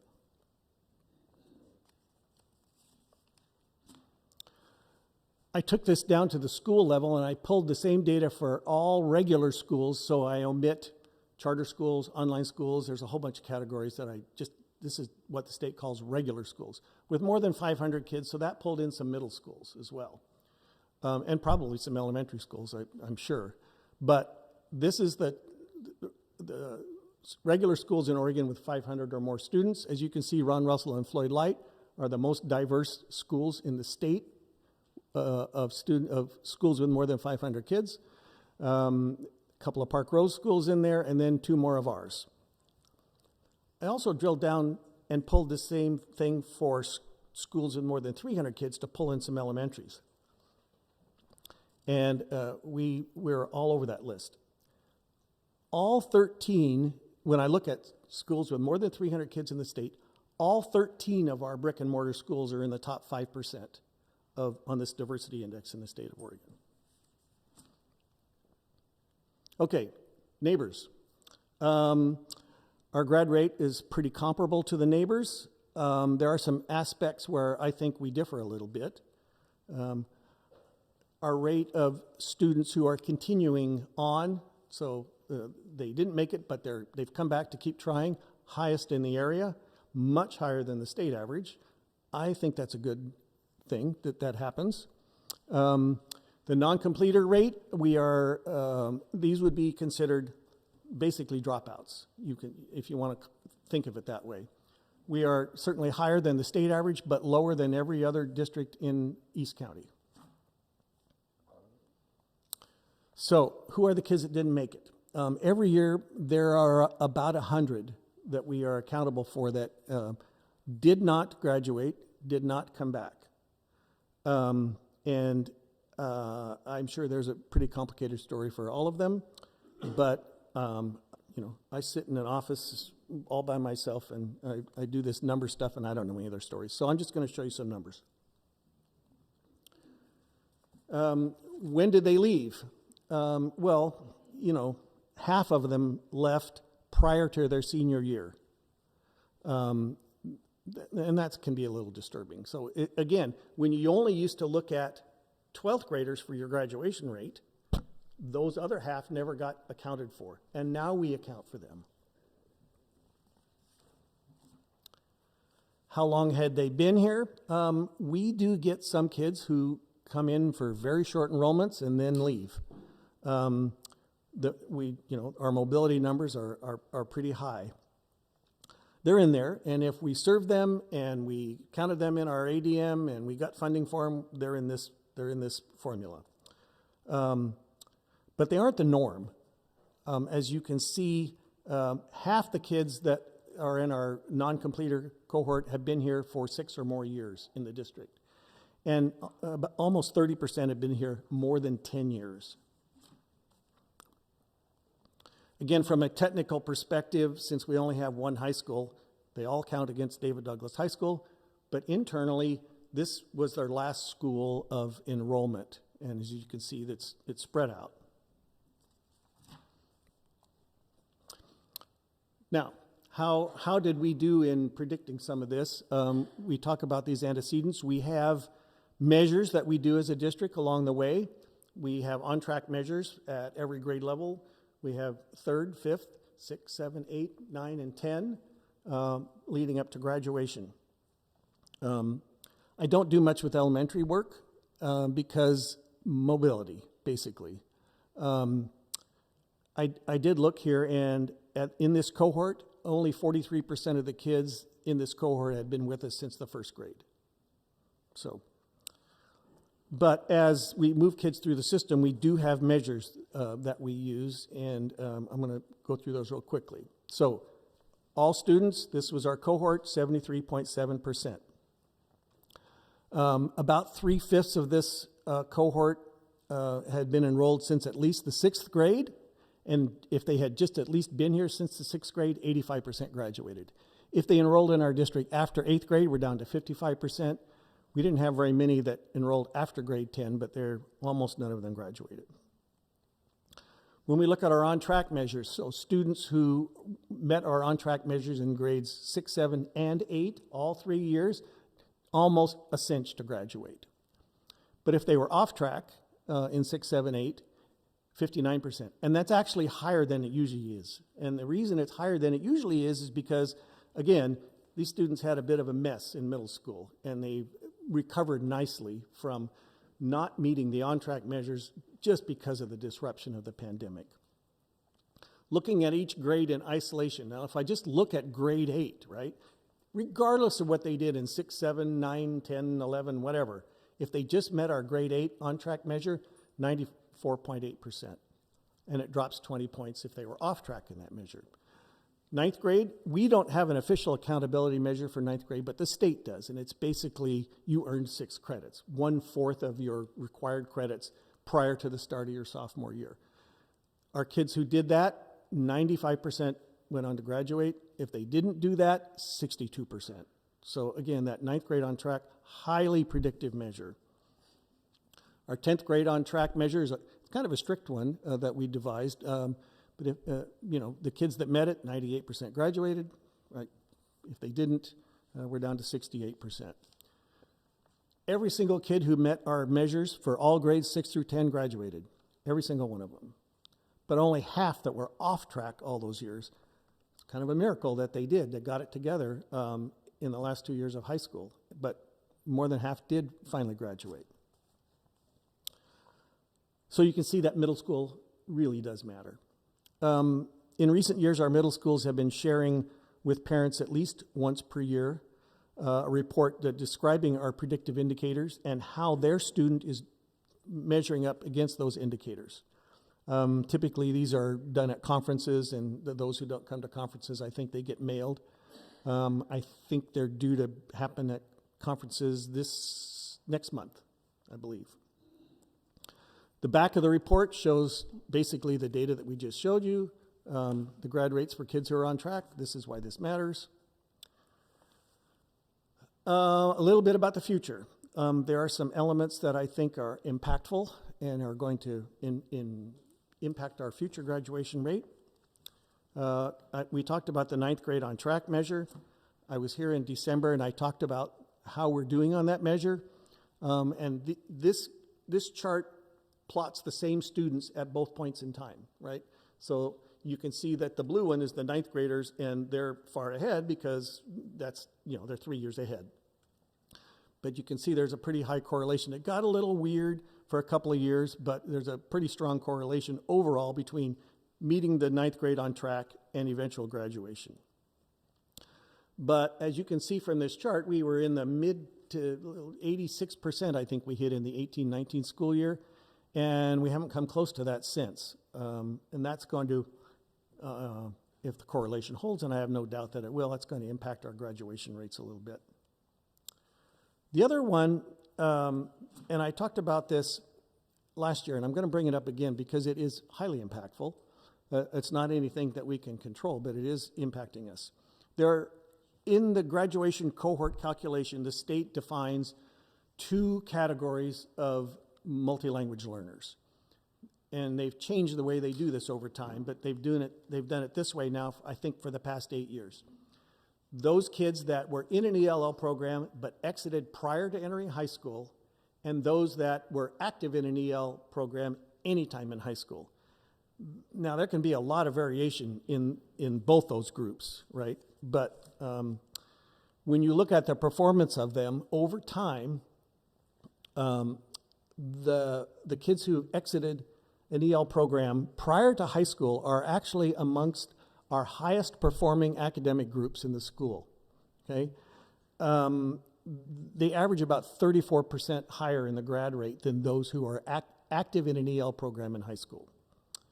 Of course, that active in high school can be anybody that's maybe I've been in one since 3rd grade and I'm still trying to do it, or somebody who just came from a foreign country this year. So it's a wide variety.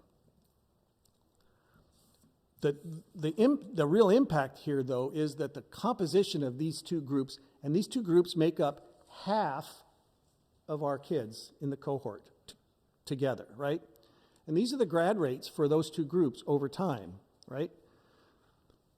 The kids, this is the composition of those kids, right? So what percent of our population were the kids in these 2 groups, in the cohorts that we're measuring? And as you can see, the ones that exited prior to high school, the percentage has gone from a high of 40 down to 25, and the active ones have gone from 10% up to 25. So they've actually met. I did a just a little drill last year where I said, well, what if I take these groups out? What does it do? If you take them both out, it doesn't affect the graduation rate at all, right? If you take the high-performing group out, it lowers the grad rate by 5%. It did last year. And if you take the high-performing group out, it lowers the grad rate by 5%. So as you can see, it's impactful. I think that trend, this is sort of projected out by the kids we have in school right now. Of course, we don't know who we're going to have in 3 years, but based on who we have right now, I would expect that to kind of level off, but the trend sort of continues. Okay, 5-year completer rates. If for no other reason we are educating such a wide variety of students from different backgrounds, cultures, education experiences, we want to also look at the 5-year completer rate, not just the 4-year graduation rate. It is one of our district's key performance indicators. Last year's 5-year completer rate. Now, the completer rate is those with regular and modified diplomas, same as graduates, but it also adds GED certificates and extended diplomas as completers. They don't count as graduates, they count as completers. It does not, neither rate includes what we call certificates of attendance. The rate last year was 77.8%. That was down a couple points. We expected that because the prior year's 4-year rate went down. Next year, this rate will go up because our 4-year rate went up, and it will match pretty closely. This is what those look like over time. As you can see, the cohort completer rate 5-year runs about 8% higher. So we gain about 8% more kids in that 5th year.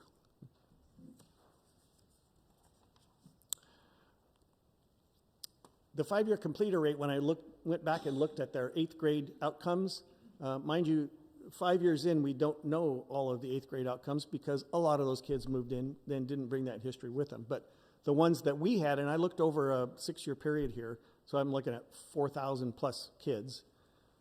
If they were on track in 8th grade, 96% were 5-year completers. If they were off track in 8th grade, 70% were 5-year completers. If we didn't know, 66% were 5-year completers. So, and again, that's kids who transferred in from other districts, other states, who knows what. Okay. What's ahead? There are, I think, 24 weeks left between now and the end of August. And they have until the end of August, kids do it, to complete their credit requirements. And a lot can happen in 24 weeks at the end of the senior year. But we can make some reasonable guesses as to what might happen this year. We have a lot of students who we've marked as fully on track. They don't need to worry about those. But we also have, as of Tuesday, I think, 95 who are at the moment dropouts. Okay, so that we're down 95 already. For the remainder, it's a little hard to look at the ones that are not solidly on track and haven't left, kind of see where they might go and what's at work in process. And we don't even know who's signed up for summer school yet. We don't know some of those things. But I did go through and look at all the kids that we have in this cohort now. There's about 700. And did kind of the same process I did last year in February to try to guess. Last year I guessed low, about 6 percentage points. Which is good. I'd rather be pessimistic and have it come out higher. But this year I used the same methodology and I got about the same result. So I would really not expect much of a change in the grad rate this coming year as what we saw prior, based on where kids are right now. So that's all I have. Questions?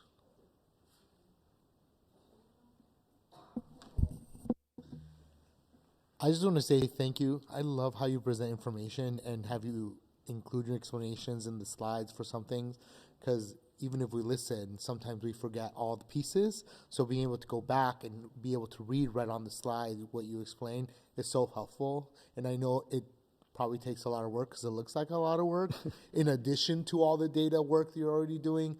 So I just want to say how much I appreciate it. Thank you. Yeah, there's a few hours in this project. Yes, we appreciate you, John.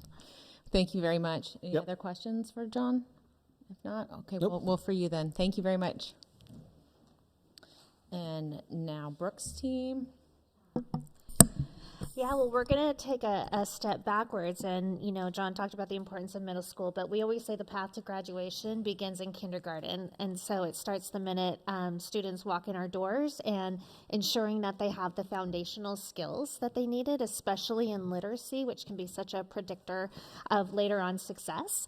So I'm really excited to have our literacy team here with you tonight. I'm super proud of them and their work and the leadership they bring to our district to advance literacy instruction. So I'm going to turn it over to them to introduce themselves and take it away. Thank you. met a lot of you, but I know there's some new faces. My name is Francesca Altman, and I'm the K-12 District Language Arts Specialist. So I support our language arts programs from kindergarten all the way through our high school. Hello, I am Ashley East. I am one of our early literacy coaches funded through the state early literacy grant. And Julia and I, we work to support district literacy systems, and we coach teachers in all 9 of our elementary schools. And I'm Julia Traylor, and I work with Ashley as an early literacy coach. Ooh, next slide, please. And the next slide, please. All right, the data on this slide tracks our progress and improvement over time using Acadience, a universal reading screener that we administer 3 times a year to all of our K-5 students.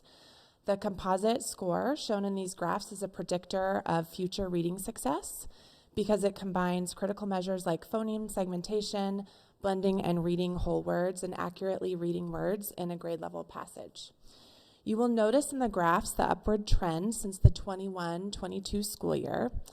Every grade level from kindergarten through 5th grade has shown an increase in the percentage of students meeting or exceeding the middle of year benchmark. This growth correlates directly with our strategic instructional shifts. During the 22-23 school year, we began implementing ECRI, Enhanced Core Reading Instruction, for kindergarten through 2nd grade. To build on that foundation, we expanded the ECRI overlay to grades 3 through 5 last school year, specifically targeting morphology and fluency. Next slide, please. Next, I'm going to show you some data measuring specific critical skills for early reading success for kindergarten and 1st graders. For kindergarten, phonemic awareness, which is the ability to hear and manipulate the sounds and words, is a prerequisite skill for reading. We know that when kindergartners have strong phonemic awareness skills by the end of the year, they are on track for future reading success. For 1st grade, phonics and blending whole words is a critical decoding skill that is needed for students to be able to read full texts and comprehend what they read. What we see with the graph on the left is that back in the middle of the 21-22 school year, kindergarten students had a median score of 21 on the phoneme segmentation fluency measure, and that increased to 37 in the middle of this school year. The goal is 20.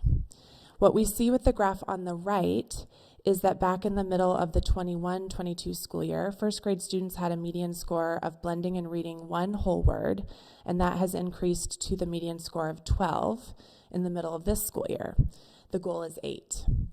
These 2 graphs show strong growth in these critical skills. Contributors to this growth include job-embedded professional development, internal and external coaching, as well as building-level literacy teams. Next slide, please. Now, moving to the critical prerequisite skill for 2nd through 5th grade of oral reading fluency. The percentages you see in this table represent the percentage of the words students read correctly when given a grade-level passage. The reason that we have an accuracy goal is that accuracy supports students in reading words correctly in order to understand what they read.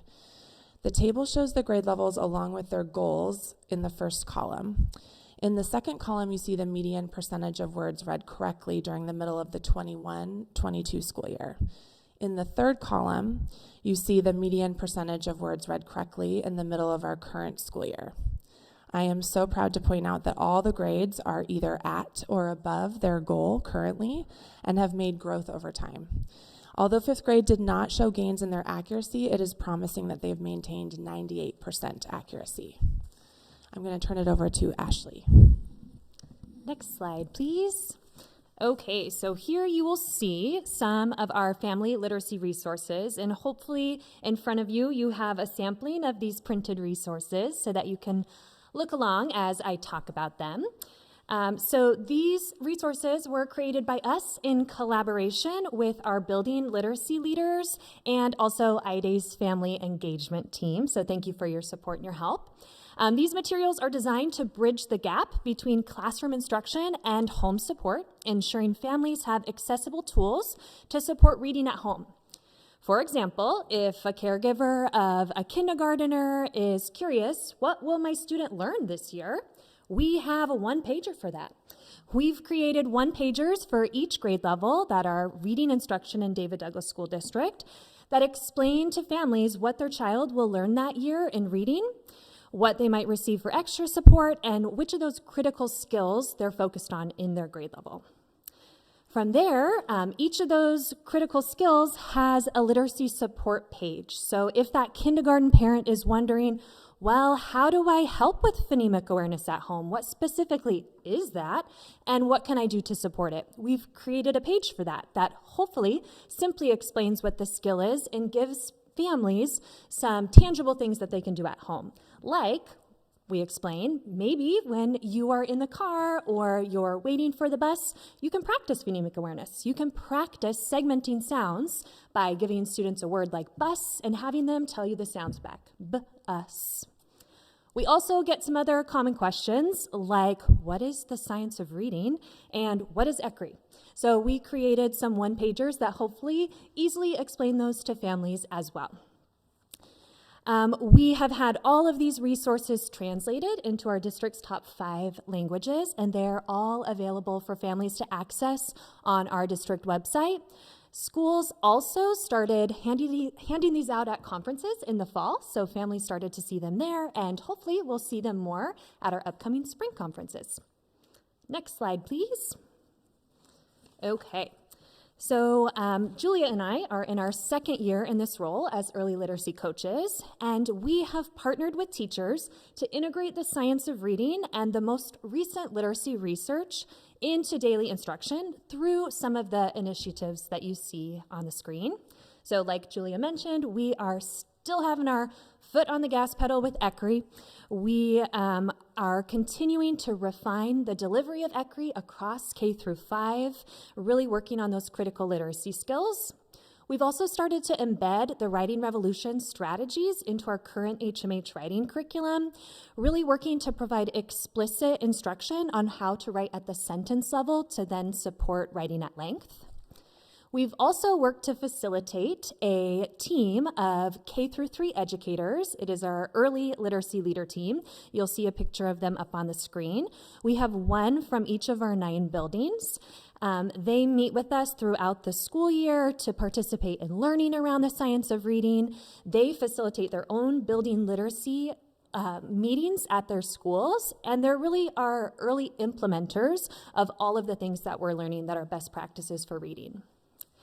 And then finally, the last picture, you'll see high-dosage tutoring. We recently received a supplemental grant for high-dosage tutoring, and we've been working alongside our Title I teachers to train and coach high-dosage tutors in buildings who are serving students during intervention, and we're aligning those high-dosage groups to classroom instruction. So now I'm going to turn it over to Francesca, who will talk about how we're carrying these things into middle school.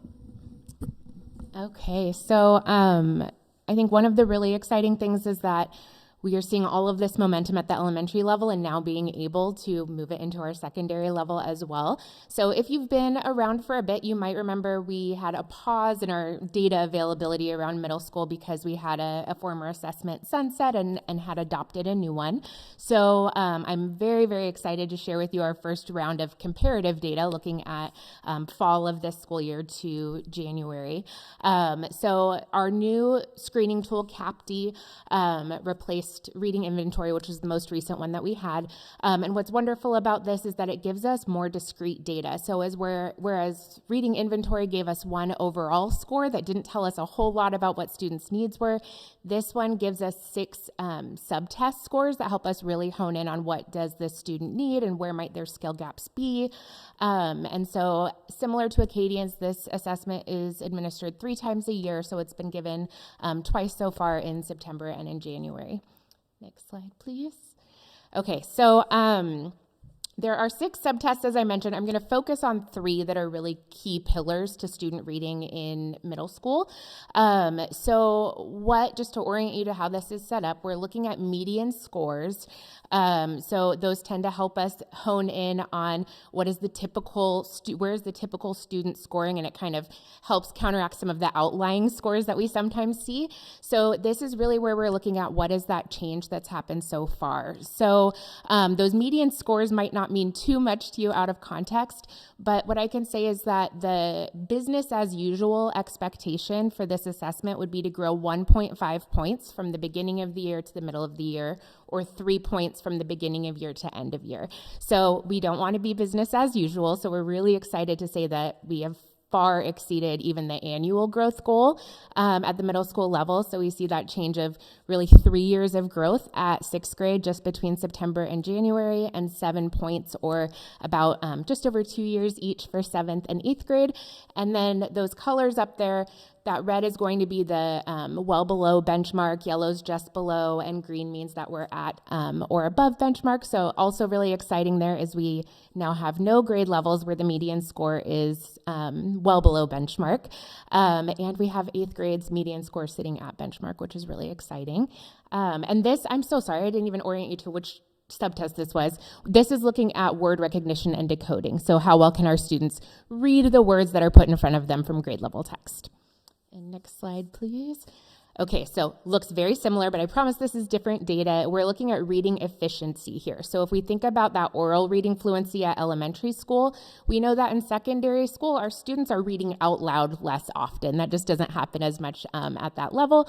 And so this is kind of the translation of those fluency scores for middle school. So it's really looking at how quickly can students read, not with the fastest being the best, but at a rate that allows them to comprehend what they're reading. Because if you are reading too slow of a pace, it's really hard for you to understand and hold on to that meaning from part to part. So this is looking at how efficient are students at reading independently. So it asks them to read sentence by sentence and to indicate when they're moving on to the next sentence. And then they're asked to fill in some blanks. That test, do they actually understand what they're reading? So they'll get a sentence that's a full sentence, and then one that maybe has a missing word, and they have to select from 3 words which one was the correct one to fill in that sentence, and so on. And again, really similar. You'll see that color pattern is identical to our word recognition and decoding growth. And again, seeing that change well beyond the business as usual expectation for all 3 grades, which is really exciting. And the next one, the last one that I'll share with you is reading comprehension. So how well do our students understand what they're reading? That is really the culmination of all of the other skills that we've talked about, including what Ashley and Julia have shared tonight. When our students are faced with complex text, do they understand what it means, which is obviously the ultimate goal of reading. And again, super exciting data that we see here where we have no grade levels at well below benchmark. We have 8th grade actually at or above. They started the year at or above and have maintained that. And again, seeing that growth at least double, and in some cases more than 4 times what that business as usual expectation would be at this point in the year. So so exciting, and is such a big testament to all of the hard work that our middle school teachers and students are doing to lift that student achievement. Next slide, please. And similar to what Ashley and Julia shared, I'll just give you a little snapshot. Middle school has had some big initiatives this year. You may remember we talked last year about a core and intervention review team that we pulled for middle school that really looked at where are the gaps and the needs in our instruction, what is it that our students need, where is there gaps between current practice and what research suggests. And out of that process, we adopted a new core supplement program. So similar to ECRI, it goes on top of our core curriculum, which is called Morpheme Magic. So it's kind of that next step after ECRI where students are learning morphemes, which are really the smallest unit of meaning in a word. You're probably most familiar with like Greek and Latin root words or prefixes and suffixes. Those are examples of morphemes. So really giving them those tools to tackle challenging words when they come across them in text. So all of our middle school students are now getting that program in their core ELA class, which is very, very exciting. And then rewards was the new intervention program that we adopted simultaneously. So lots of new learning for our middle school teachers this year, but so exciting to see it paying off in the results, which is really wonderful and what you hope for. Those last 2 I'll kind of group together. We're also talking a lot about how do we help our students develop to be stronger writers. And it's been really exciting to be able to take the work that's happening at elementary, because those same strategies are really effective at secondary school too, because they can be used with any content or any level of difficulty or text or content. So we have actually carried that through now to 2 of our middle schools that are actively in school improvement, are making that a big part of their improvement process and are seeing some really exciting work there, including, I'll share, Ron Russell is doing school-wide across all disciplines utilizing this strategy now, which has been really exciting to see. We've got to hear some cool testimony from some teachers utilizing it. So that's been really exciting, and that ties right into that last column, which is looking at our Smarter Balanced, or our state summative assessment scores, and really wanting to help kind of demystify that for our teachers and students. We know that one test does not define our students, does not define our district, but we also know that we are held to some pretty high accountability standards around that measure. And so we do want to equip our teachers to be familiar with it and to be able to empower their students to do the very best that they can on that assessment. So we've also been engaging in training and support for teachers on understanding really what our students asked to know and be able to do on that assessment. In support of that, we also administered a interim version of the state summative assessment this year, so that students and teachers got the chance to really see what does that look like before they sit down to take the actual high stakes version later this spring, so that that's not the first time that they're facing tests that have that difficulty level. So those two connect really strongly, because we know that in Oregon statewide and also in David Douglas, writing is the barrier that keeps our students from passing the ELA test. So really looking at, we need our students to be able to write complex sentences. We need them to be able to write at length. So what are those explicit strategies that we can give them to be able to do that? So that's been all of our focuses this year at middle school. And today, actually, we had a third of our ELA and ELD teachers participate. We're doing 3 days of training with a third each day on morpheme magic, going deeper, tied with the science of reading, and what are the why behind these components, and how can we support students better in doing that. So if we can go to the next slide, I'm going to share with you a very short video of what morpheme magic looks like, because if you haven't seen this before, it might seem kind of mysterious. So a really quick video in one of our 7th grade classes.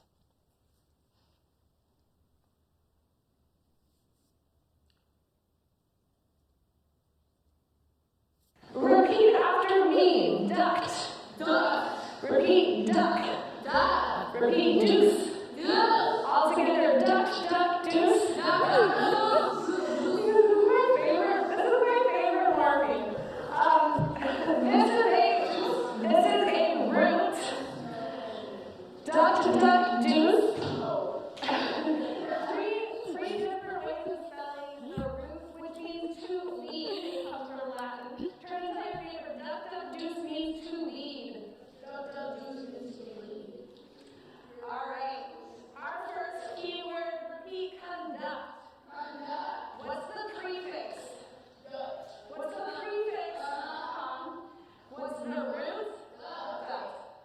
The prefix con means together, and the root duct means to lead all together.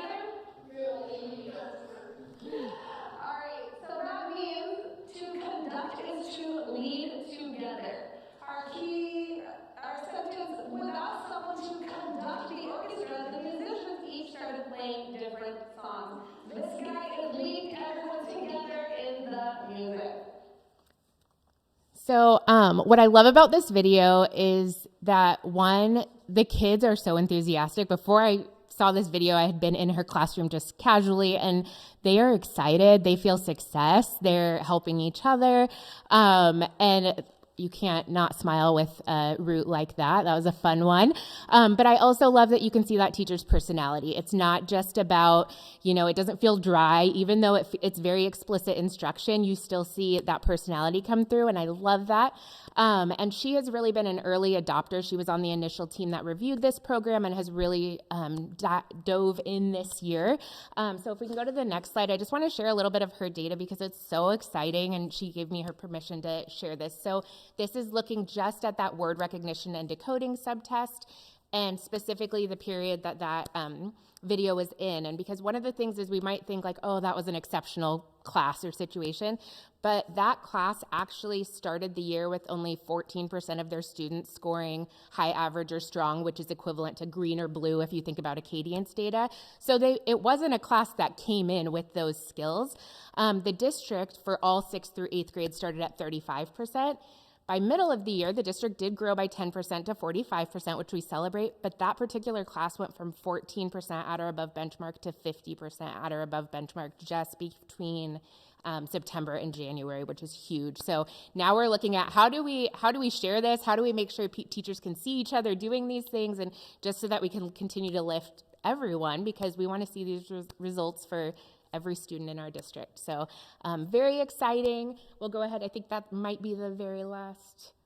Yes. So if there are any questions, we're happy to answer them. I know that was a lot of information all at once. Amazing. I love this. This is so cool.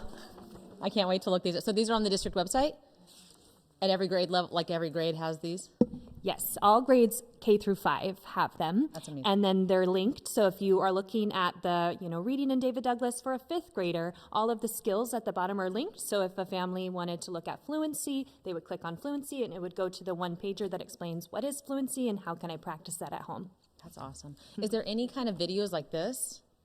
Not for practice? yet. We are hoping to work on that soon. Mm-hmm. Very. We would love to do that and have some QR codes so that families could see it in action. Very cool. Just one clarifying question. The middle school data, that's just of kids in intervention, correct? Or it's all school? No, that is all students. Okay, very cool. Thank you. Any other questions? Yeah. I just had a couple probably basic questions. What is high dosage tutoring? Well, we received a supplemental grant for that. So essentially, it really is intervention, but we have to follow some certain criteria. So the groups are much smaller. So our group sizes are between 1 and 4 now. Any student in a high dosage tutoring group has 4 or less students, so it's much smaller so that really the instructor can really attend to the students in the group. There are specific programs that we're using for it that we are really able to coach on. So utilizing ECRI or kind of an ECRI-like program called NCIL or Phonics for Reading for older students. It also includes coaching. So that's been a big part of our role since it started just in February. So we've been training the tutors. They are instructional assistants in our buildings. We had to make sure they're all equipped with what they need to teach those programs. We're in there, we're analyzing the data with them, making decisions right in the moment. So it's just like really pinpointed intervention. Great, thank you. And then I don't think I heard how that CAPTI assesses reading comprehension. Yeah, that was my last question. Yeah, no problem. So the reading comprehension subtest specifically is going to have students read grade level passages and answer questions about them. So pretty, I don't want to say basic because assessments we put in front of kids are challenging, but kind of your traditional read a passage, answer questions about it. I would say that the reading efficiency subtest is also checking comprehension more similarly to how we do in Acadience at elementary, where students are asked to fill in the blank with, we call it a maze passage, where they're filling in the blank with the appropriate vocabulary term that completes the sentence. Yeah, and this is really designed to be more of like a screening tool to help us understand where students are at, but obviously we assess reading comprehension every day in our assignments and things in class as well. Thank you very much.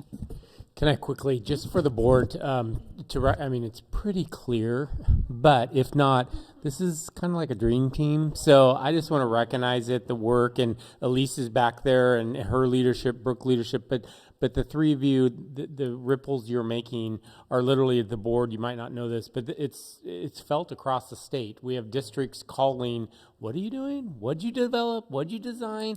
Yeah, I know for a fact, as far away as Hermiston's called and checked, I might have a family member in Hermiston. So the reality, what they're doing is impacting our kids, but just the energy, the enthusiasm, it's contagious. And so thank you all. Brooke, No recruiting. When these districts from other districts call, rule number 1, no one can recruit them. Okay. Yeah. I will quickly say I do a lot of work through OSBA with other places, and you all are my example when I talk about what good TOSAs and what you can do with your TOSAs in your district. I talk about your work with equity and moving it up levels. So I've talked about it at least a dozen times with districts all over the state. So thank you. Okay, so as the board member that's been on the board the longest, 9 years now, never seen anything like this in terms of growth in any area. And so it's really incredible to go from 14% to 50, and it's only like mid-year, literally blew my mind. I mean, that is so hopeful for our district. Thank you so much for all your hard work and for basically creating equity for middle school or for fifth, and like that's like amazing. So thank you. Thank you very much.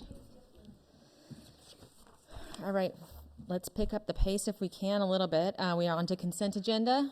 Can I have a motion? Move consent agenda. Okay, moved and seconded. Is there any discussion that we would like to have?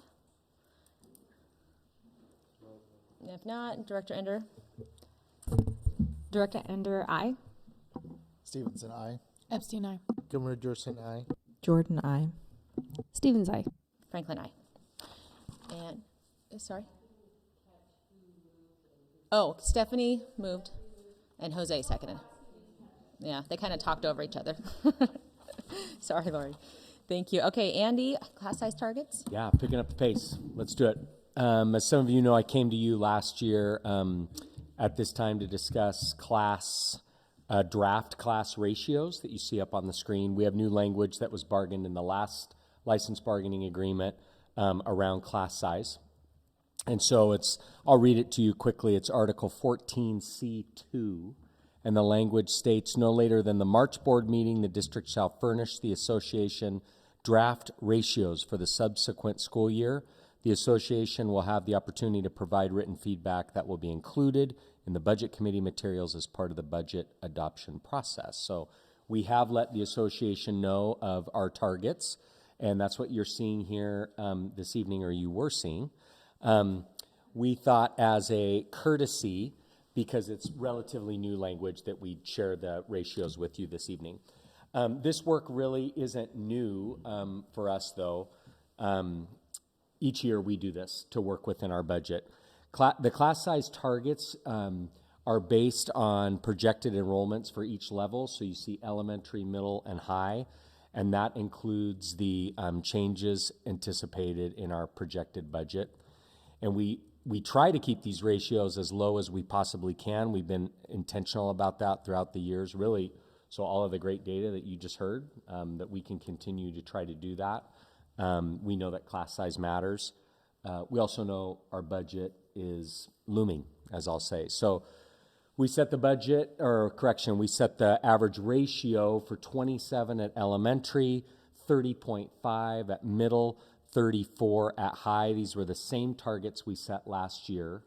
And our class sizes this year, on average, though, weren't as high as the projected targets. In elementary, you see the current, with our current budget, the proposed classes for 26-27, we have an average class of 27, but currently our average elementary class is right around 24.7. You see the same with middle and high. We have a current average for middle school right around 27. With reductions, we've set the target for 30.5 for next year, but we believe many of our classes will not be that, and that's an average. Many of our classes will not get to that. And then finally, with high school, we currently have an average right around 30.5. That's our current high school average. With reductions, we've set a target for 34 for next year.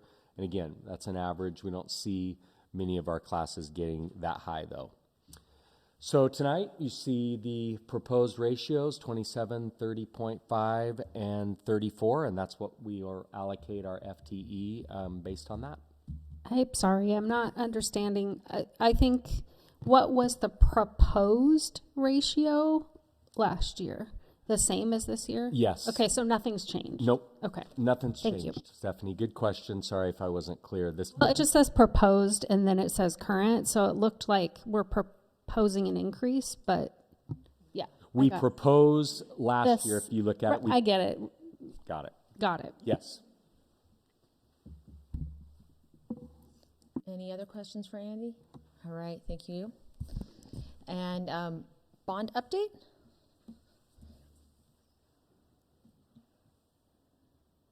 Just you, Adam? All right, welcome. I think that's on. Yeah, Lisa had something that came up and wasn't available, so she just wanted to say she's sorry she couldn't be here, wish she could be here, but she had other things that came up. So good evening. Thank you again for the opportunity to be here tonight. Tonight is just going to be brief. I'm going to get through it. Have any questions and clarifications that you folks have? We're really just ramping up to wrap up this bond promises this summer of 2026. So as everyone knows, this is the last summer, all the commitments, but there's a ton of work that's going on to make sure that we're successful and we finish strong for this summer of 2026. So if you want to go to the next. Again, I'll hit on some just program level items and then we'll jump in just really quickly to some project specific, but in general, budget and project budgets remain on target. We are working with our team and Pat's team to reconcile some 2025 scopes where we came in under budget, and we're working on reconciling those to send those savings back to our program contingency. So really good spot where we are from a budget standpoint, and we're in a good spot moving into summer 2026 projects. So from a schedule standpoint, the 2026, like I said previously, we're really in the midst of ramping up and getting ready for a successful summer. As you know, we have a really short window to get all these items done, and so there's a lot of moving parts right now to make sure that we're successful. This summer, there's a couple different delivery methods. I think previously, like previous summers, we have some CMGC, which is you folks approved previously, general contractors, so we were able to bring them on board and really prioritize long lead items and making sure that we have those systems and materials on site for this summer work. Communication, we continue to meet with that bond oversight committee. Things are going really well.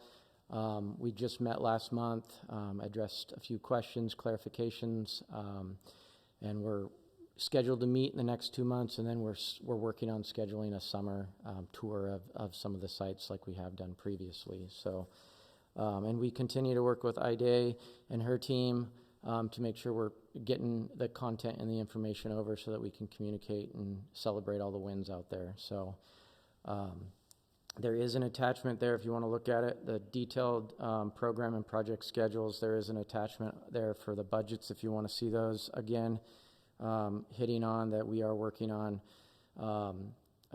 reconciling those projects and moving those funds back to our program contingency, which will allow for bond oversight team and other folks to kind of reevaluate some of those projected savings. So there is also an attachment on there, the grant summary. I think this is just kudos to Pat and her team and all the hard work. You'll see on our budgets where we started and where we are, and there's a substantial amount of more money that is in the bond program now than what there was, and that's just all the hard work and efforts from Pat's team and all the other team members that went along with that. So if we want to go to the next one, I just threw that photo in there.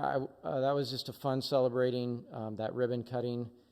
I know a lot of you folks were there. It was a really well put together event by Ida and her team, but really well attended, and it was just a lot of fun to be out there and celebrate that project. And it's really neat and exciting to be out there on site, seeing kids actually in the building and using that for what the intent was. So the next is just wanted to hit really quick. You might see out David Douglas High School CTE completed.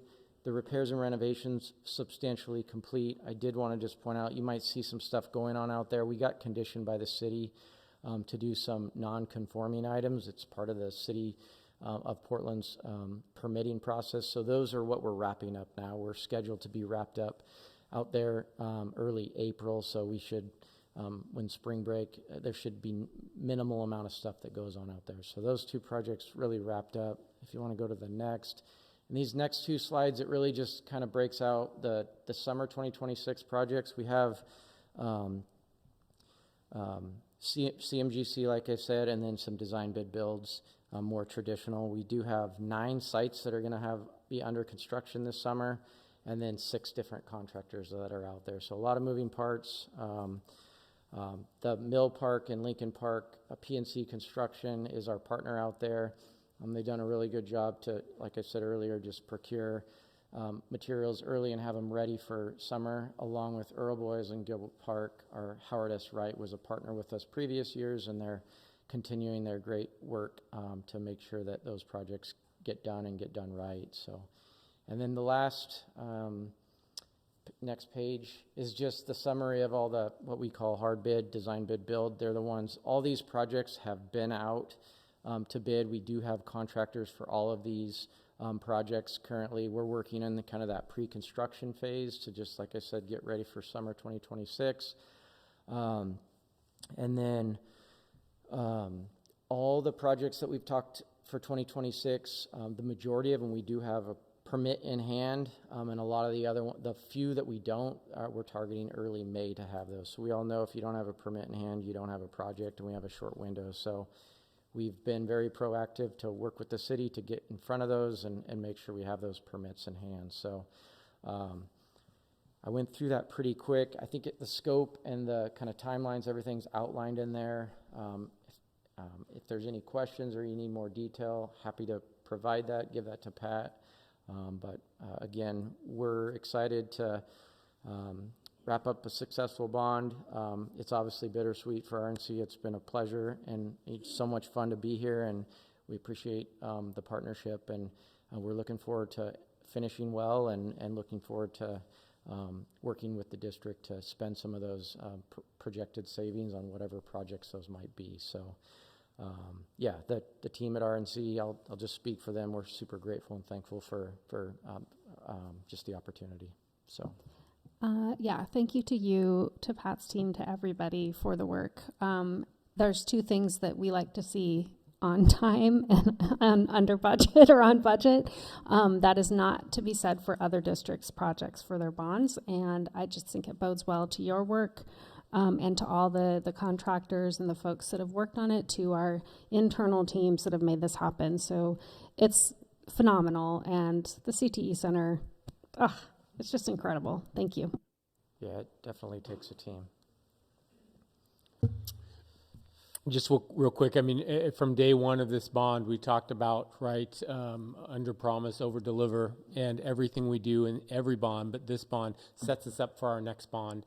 And RC, Adam and his team has helped us with that. I think we've been very successful. And so thank you, 1. And 2, I want to recognize that the board didn't know, again, back to our fundraiser, significant donation that helped us basically sponsor level donation from RNC. So thank you so much for your willingness to lean in and help us launch that event.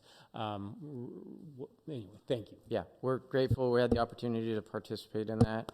Or apologize we couldn't make it. We had just some conflicts and we couldn't be at the dinner, but I heard it was a fantastic event, and I'm glad we were able to participate and be a part of it. So Thank you so much. Thanks, everyone. Have a good rest of your evening. You too. All right, Ken? All right, I heard the mandate to kind of go quick, so I'm going to go a little quick. There are 2 very positive, fun things I get the privilege of doing, and then one a little heavier, but it's very important and pertinent to where we're at.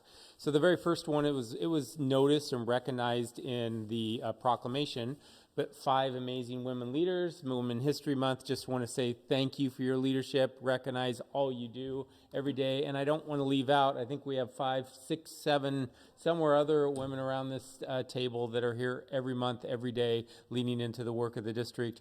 And out in the audience, I see a number of amazing women leaders and educators. So I think the guys in the room, an applause, so let's go, and a thank you to all you do. Yeah, really, truly appreciate it, and thank you for everything The second is Darla left. I think we all know and agree with everything she said when it comes to our classified employees and what they do and how they live in our district, they shop in our district, they send their students to our schools in their districts, and they work in our district. And they're just such a significant impact, every single position, what they do every day. And I get the privilege of, last week we celebrated it, but really we should celebrate it every week, every day, every month.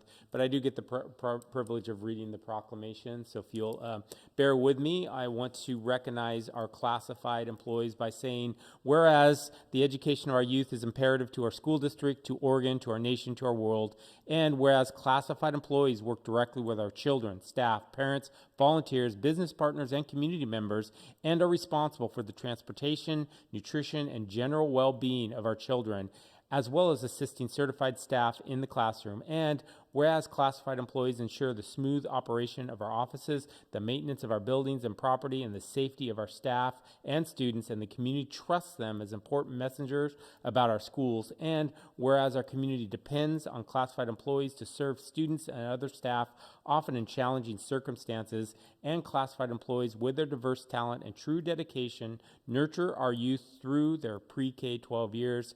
Now, therefore, we, the members, speaking on behalf of the board, the directors of the David Douglas School District, hereby declare our appreciation to support the staff and join Governor Tina Kotek in proclaiming the week of March 2 through 6, 2026 to be Classified Employees Appreciation Week. So once again, a huge amount of gratitude to all of our classified staff and all they do every day. It's noticed and appreciated, and we couldn't do it without them.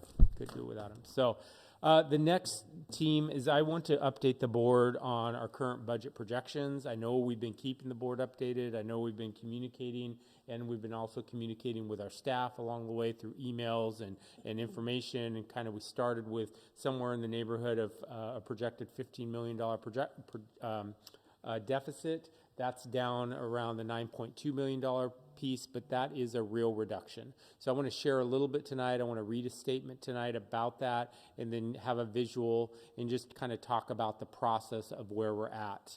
But before I do that, I want to recognize that these are very difficult decisions, very difficult process. The reality of going through any reduction in a school district, I think hurts all involved. I think if it's in our budget, whether it's people, programs, supports, it's there for a reason. So when we are going through this process, making the decision, that will impact our schools next year. That will impact the services and supports for kids, and that's just hard. And we know there's a number of reasons, from our own enrollment to PERS increasement to funding in general. I truly believe we have a revenue problem in the state of Oregon when it comes to education in general, and that's something I'm advocating for, and ultimately doing everything I can to shout from the mountaintops, and I know our board and district is as well. But with that said, we do project and have a projected deficit, and we have a plan right now for our initial kind of where we're at and the direction we're going. It's an initial plan, but it is a plan. So as we continue planning for the 26-27 school year, I want to share an update on our current budget projections and the difficult steps that we need to take on address an anticipated deficit. I know conversations about budget reductions and staffing impacts are some of the hardest we have as a school community. Our goal in sharing this information early is to be transparent about our projections and provide as much clarity as possible about what we know right now and how are we approaching our process to develop a balanced budget. The next part of the message, I'm going to be using this message and sending it out to our entire staff tomorrow. But the next part is really summarizing, if you want to put the... and can we scroll out? Can we zoom out a little bit? Well, we'll start there and then we'll go down. So the first is our projection team. If you look at the top, you can see this is general fund revenue. You can see our revenue projection coming in. You can see our beginning balance, our ending fund balance, our beginning balance. You can see our total resources, $158 million, right? That's what we're expecting to come in. You can see expenses before contingency is at about 160. So you see total requirements next year right now, rolling things forward and with certain assumptions, is 167. So the deficit's $9 million, 9.2. If we scroll down, Sandy, You can see the reductions right there. We're currently going through the process of looking at this, and you can see a lot of this is basically staffing. We've worked right now in this round of reductions is, for example, some districts are talking about music programs, middle school sports, elementary sports, programs like that we tried to hang on to. So right now, part of what you saw was the class, we already discussed the class sizes, right? We are keying those up in the formula, and based on that, you see reductions across with our licensed staff across the board based on those numbers that Andy communicated. We also know that there's programs. So you can see district office license, those programs, that's specifically coming out of programs in the curriculum department, specifically our mentoring program, our paraeducation mentoring program, our elementary school, the 24, 15 of those are classroom teachers projected. 9 of them are our student achievement specialists, our SASs, which basically, once I get done here, I want to read a little bit more. But ultimately, you can see this is the current projection we're looking at as far as staffing to help us balance our budget. With that said, I want to pause here. It was a very difficult couple of days for our staff. Anything that's programmatic, anything that, for example, our SASs, for example, our mentoring program, we know who they are, and because of that, we went out and told them before we shared this information. So the last couple days, our administrators and others have been meeting with those teams to let them know that those programs are being reduced. And I wasn't in the room for those conversations, and I can't imagine how tough it was, but I know it was very tough, and I know I've committed to the board how we treat people during this process matters, how we navigate this matters, and I want to publicly apologize to everyone that we've had conversations with already, and that we will in the future around this reductions. It's hard, it hurts, and it's not right, but we, by law, have to have a balanced budget, so we're navigating that currently. So with that said, the next part of this, I talked about evaluating our ratios, reductions. Ultimately, our approach moving forward, while these projections will require us to plan for staffing reductions, our hope is to offset as many of these reductions as possible through attrition. Each year we experience retirements, resignations, and other natural staffing changes, and we will work to align staffing levels through attrition wherever we can. Unfortunately, even in the best case scenario, we currently project a need for a reduction in force, often known as a RIF. Even one RIF has significant impact on individuals, colleagues, and school communities, and these decisions we are not taking lightly. I know the immediate question for many will be, who will this impact? At this point, we do not yet have those details finalized. Because of attrition, because of seniority, because of contractual process in RIF, that's a much deeper and longer process. So we don't have all those details yet. What I do know is that we're committed to approaching these necessary reductions with care for our students, staff, and overall school system. We will work in partnership with our union leaders and other key stakeholders as we navigate this challenge. Over the coming weeks, we will continue refining these projections and sharing information with both the board and staff. We're committed to keeping communication open and providing updates as we move through this process. And then, again, thank you to everyone for the continued dedication to our students and schools. I know this information is difficult, and I deeply appreciate the way our staff continues to show up every day to support students and one another. The professionalism, care, and commitment that they all bring serving our students and community does not go unnoticed.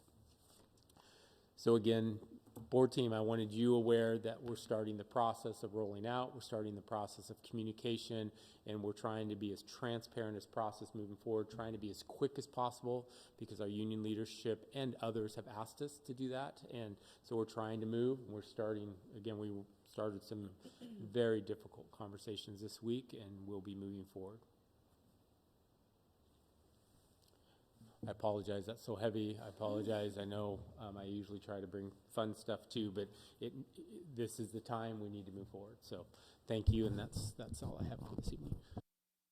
Well, this is not happy news, but I am grateful that you're being transparent and putting it out as early as possible. I think that at least, the less shocking time-wise, better roll out better. But yeah, that's pretty devastating numbers to be thinking about.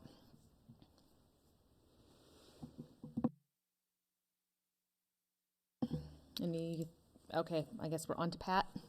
More fun.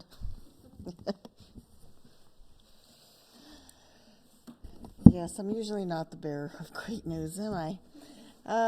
So just some updates. We did meet with our PERS representatives to talk about our site account and the timeline for the depletion of that account. As we've talked about before, we do anticipate that depleting far before the bond payments, which ideally they would coincide. So we had talked to you earlier about potentially even those being depleted by next fall. We are thinking more like April or May of next year. It's really going to be dependent on our payroll expenditures because that's how they draw it down. We also got our state school fund estimates, and so we have an update for this year, and then we have our projection for next year. So just going back last year, we got a pleasant surprise because our ADM was up more than we had anticipated. That has since declined. We do anticipate another decline next year. As you can see, the state's ADMW projections are down almost 3,700. So when that goes down and the pool goes up, the amount per ADMW goes up. So not quite $500 for next year. When you go out, you can go out on ODE's website. You can look at our current year and the update that was done on March 3rd. That we'll get $110.7 million in state school fund. Next year's projection for state school fund is $112.7 million, so about $2 million to cover any increases for next year.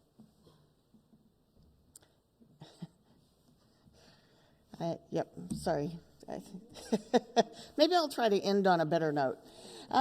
So right now, general fund is still trending at about $15.7 million for ending fund balance. Just a reminder, we are starting to close POs and doing some cleaning up on making sure things that didn't get ordered. Now we are frozen. We'll cut off the ordering, making sure our grants do get ordered and done. PO cutoffs is April 30th. So nutrition services, it's increased a little bit. We're trying to navigate some projects and some purchases that she's doing and whether they'll actually get here on time or not. In our grants fund, so you've heard tonight about our capital grants that we've received.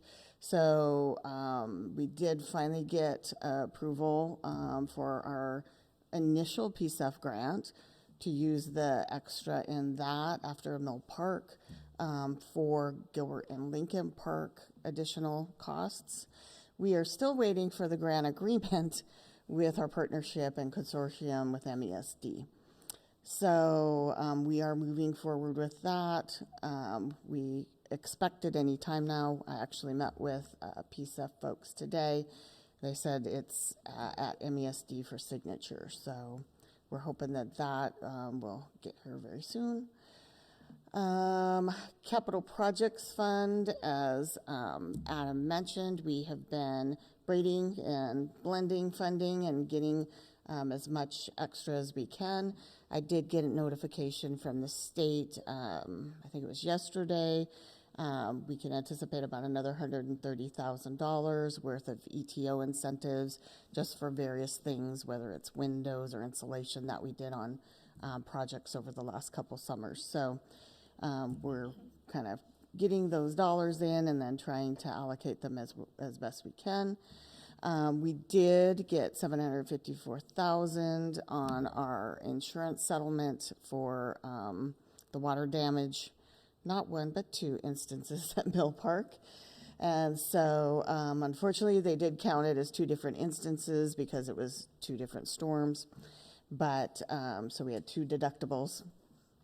But we got the $754 back. So, any questions? Thank you, Pat. Okay, so we are closing in on our time. We have a few minutes left. Reflections on public comment?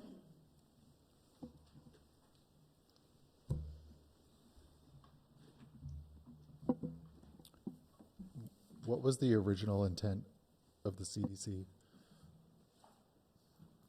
To be quite honest, it was before my time, so I'm not sure. I do know it definitely, part of the requirements for the district is to have a place for teen moms. So that definitely was, I'm assuming when it was originally designed, that was part of it. And then from there, it is also part of the high school curriculum. So for students to access, when it was originally designed, was it more focused on that? Was it more focused, or was it focused on actually childcare or education, early education for staff's children? I honestly don't know if that was the original intent or not. But we could try to find out, but I don't know. What's the intent now? Well, go ahead, Pat. Yeah, so when I came on board, my understanding was it was started for a teen parent, and it was a smaller program. We did get a lot more funding from the state for that program because we had teen parents in there. In the last couple of years, I don't think we've had any eligible teen parents. So you've approved a grant for revenue for that, but we have not been able to access that because we haven't had any in the program. And we've had a couple teen parents that have accessed a Helen's View program for teen parents rather than coming to the school district. And so I think from my perspective, I would just love to, at a soon meeting or executive session, or just get more information on kind of the financials. I know you've done a lot of digging on how to make the program sustainable, but just kind of understand what the classroom sizes are. I think just hearing the testimonies from the community, it clearly means a lot to a lot of people. I know many of us have been in the position. We know how hard it is to have young kids. Childcare is extremely expensive, and to be able to offer it to the community, we'd love to do that. I know right now our budget doesn't allow for programs that we lose money on, but I think it'd be worth exploring it, just sharing more information. I'd love to see more. And so like our infants and wobblers, I believe, are 4 students per teacher. I think it's the toddlers that are 5 and the preschoolers are 10. And so we planned for a class of preschool this year, which didn't happen. So we reallocated the teacher, and then we kind of did some additional students. But of course, if you're going from 10 students per teacher to 4 or 5 students per teacher, that's a pretty significant increase. Part of the actual increases are also inadvertently related to Preschool for All. So when we got Preschool for All, there are wage requirements that were written into the levy for the county that we had to follow and are written into our agreement. What happened then is when we did a compensation study for our classified, because of pay equity, those positions are very much like the Preschool for All IAs. Therefore, we had to bring them up basically 5 or 6 classifications in pay. So if you think one classification is 4%, you're bringing them up 16 to 20%. So that's happened in 2023-24. So when people say, hey, it was a lot cheaper about 5 years ago, it was. And then we've actually tried to do some cost cutting as far as like for that program and for the teenage part, we're required to have a teacher and different things. And so we've a licensed teacher. So there's different things that we've done, and what we'll do is we'll put together kind of a presentation on that to show kind of over the years, and then also why the cost increased so recently. So essentially, in order for us to keep the CDC prices the way they are, much less go back, we would need to subsidize it as a district through our general fund. Correct. So those teachers that we're losing, we would lose more teachers, or other staff. It doesn't have to be teachers, it could be anybody, but that we'd have to find reductions in order to pay for that, subsidize it. Correct. And That's so so, unfortunate. yeah. So one of the hard things is like our current model in the infant room, the actual average daily slot cost is $159.85. So not 119. It's 139.10 and 139.42 for wobbler toddler. And when we planned for preschool, it was a little bit different. When we were able to blend that over the 4 different categories, we were able to bring the rates a little lower. When we have such smaller class sizes, we can't spread that over as many kids. So one of the other issues that I think Ken might have mentioned, I don't remember, we've been talking about preschool for all and preschool promise. And bringing those programs in is great, but then we don't necessarily get to pick or say our staff are priority. There's income requirements for pre-K promise, for preschool for all. They go in and they go in online and apply. So that's where we've had some discussions internally about, do we go that direction? Because that may mean that we actually don't have our families, our staff that are eligible for those programs. So I think we're looking definitely at that, but that's a consideration that we've had. I think that we need to get clear about the purpose of this program, because essentially what we're asking is for parents in our district who are our employees to pay for an educational experience for our youth that they get college credit for, which doesn't seem like a sustainable model. And is the purpose to provide a service? This is a fee for service piece of our work, which isn't our mission. So I don't know we have not had conversations about killing a program. Let's just put that out there. I just will tell you, we do not. But I think it is time for us to look at something that was built at a certain time when it was sustainable financially and had multiple benefits to our families, the educators. I can't imagine, I mean, we know what educators get paid, right? And classified staff, and to be able to say, oh, and then we want you to pay the district to also have your childcare, that just seems like it's not a sustainable program, and we need to really understand this. I also want to know how many slots actually are signed up for on the 16th, which is next week, because if people aren't signing up for it, then obviously we don't have a program.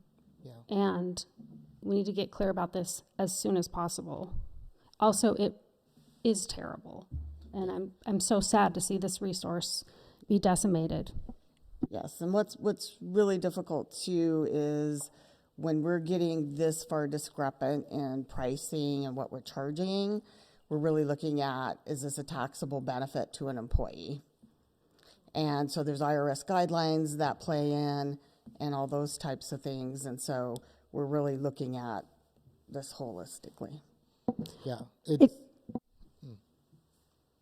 I was just going to give you guys, this year, 25-26, we had 0 teen parents. We did have one who was waitlisted into thinking about for fall of 26, and they passed because the program is moving to the high school. For 24-25, we had 1 teen parent who had in the toddler program, and 23-24, we had 1 teen parent. 22-23 school year, we had 2 teen parents, and that's as far back as my data goes. And they don't pay. They do not pay. No, our teen parents are free. Yes, I just want to. I knew that. I just want to make sure everyone knows that. I hate that we have to have this conversation, but we also just saw a reduction, right? So I do need to see at what levels of enrollment, how many classes, how much we're going to lose. Because even at the increased prices, it sounded like we lose essentially $40 a head, right, per day for those kids. So how that And I hate that we have to have this conversation at all, because honestly, if it was up to us and we had the funding to do it, we would float it, because we have in the past. We would do a lot of things differently. The values around this table are different than the state funds or doesn't fund the values that we have behind this table, which is the truth. They don't have a method to keep track of the actual increases in costs we've incurred over the last 5 years. The state school fund hasn't kept up with inflation, hasn't kept up with teachers needing better salaries because of inflation, hasn't kept up with more kids needing special education, high need disability. All those costs, every single one of them is going up. And as enrollment goes down, it's not like electricity goes down because there's one less kid in the room. You're still paying so many costs the same. Portland Public announced in the last few days that they're looking at closing 5 schools next year, possibly. And that's happening all over, because I have friends in school boards that are closing schools in Eugene, Corvallis, and all over the place. And I hate that we have to talk like that, because I think if it was based on our values, it'd be a whole different conversation than based on how much money we have in our hands to do anything with. It makes it so much harder to be a school board member, because it makes it very frustrating to anything.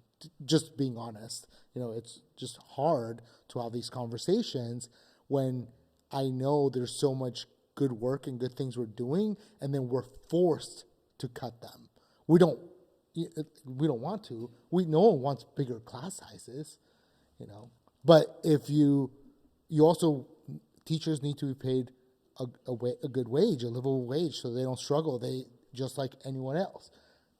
But if you have to reduce, there's only so many places you can play with, right? So class sizes go up. It's not like we can turn the lights off for an hour every day. Everyone learns in the dark. Sorry. I just need a little venting, because I've not had a good week. I think the question too that Stephanie and Tom brought up about like how this, evolved. I mean, I think about when I was in high school, there was an in-house childcare because teen parenting was so common, right? Like, I remember one year where half of the class in my school had children in the graduating class, and I know that's thankfully has changed over time. We have much less teen pregnancy in society, and so I wonder if this is like how much of this change in the funding stream and all the impacts there because of a good thing, but and it was funded for teen parents, and now we no longer have this, so many teen parents, thankfully.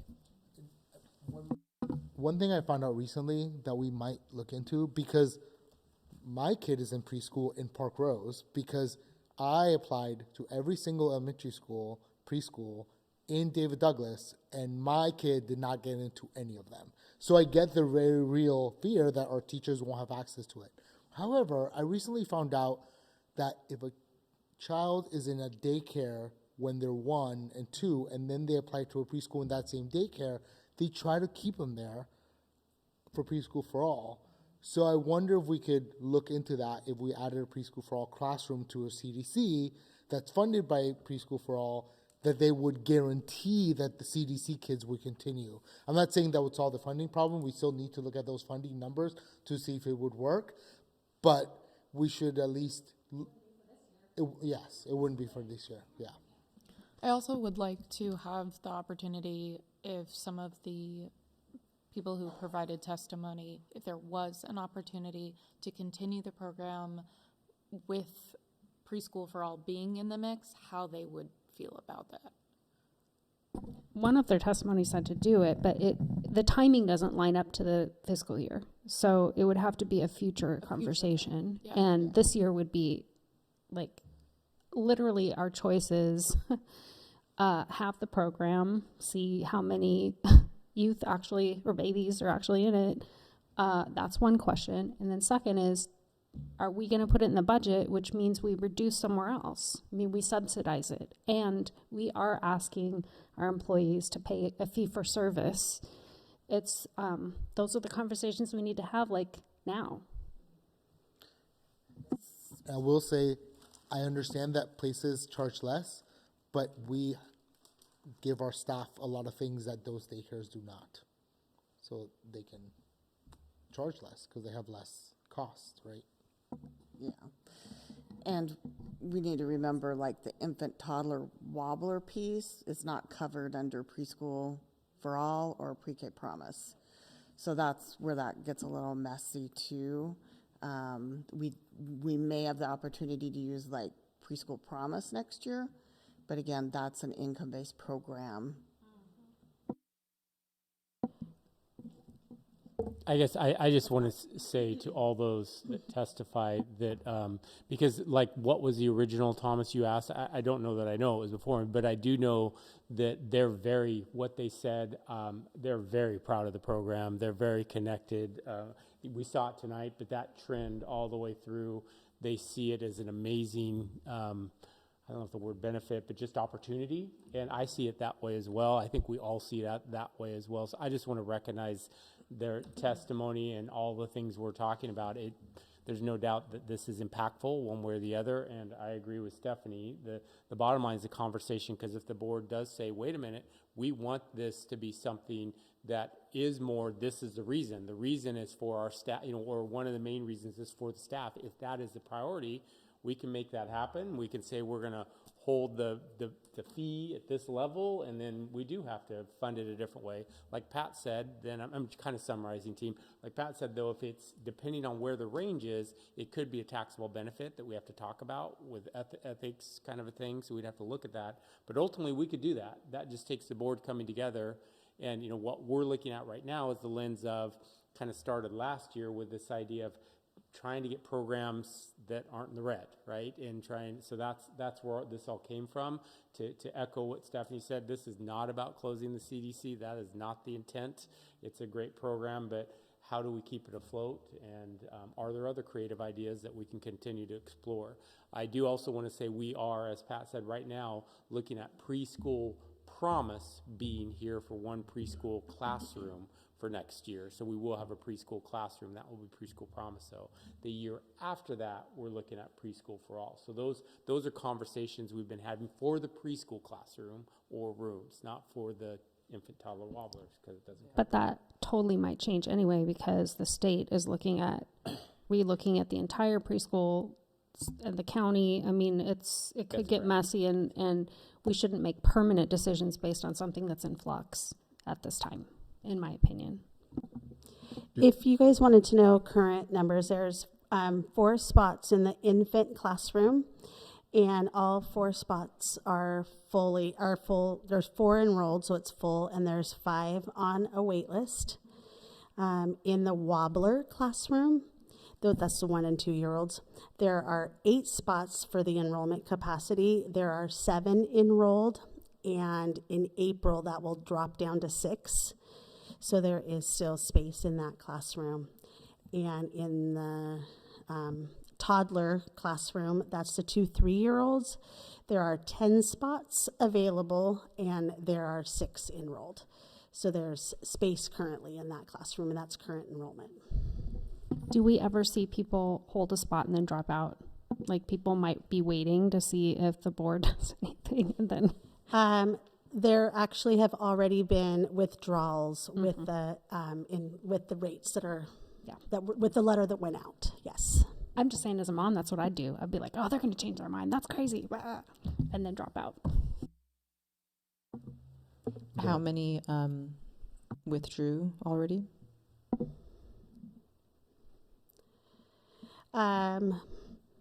They're, I guess, for the next year, how many? let's see. 1, 2, 3 so far.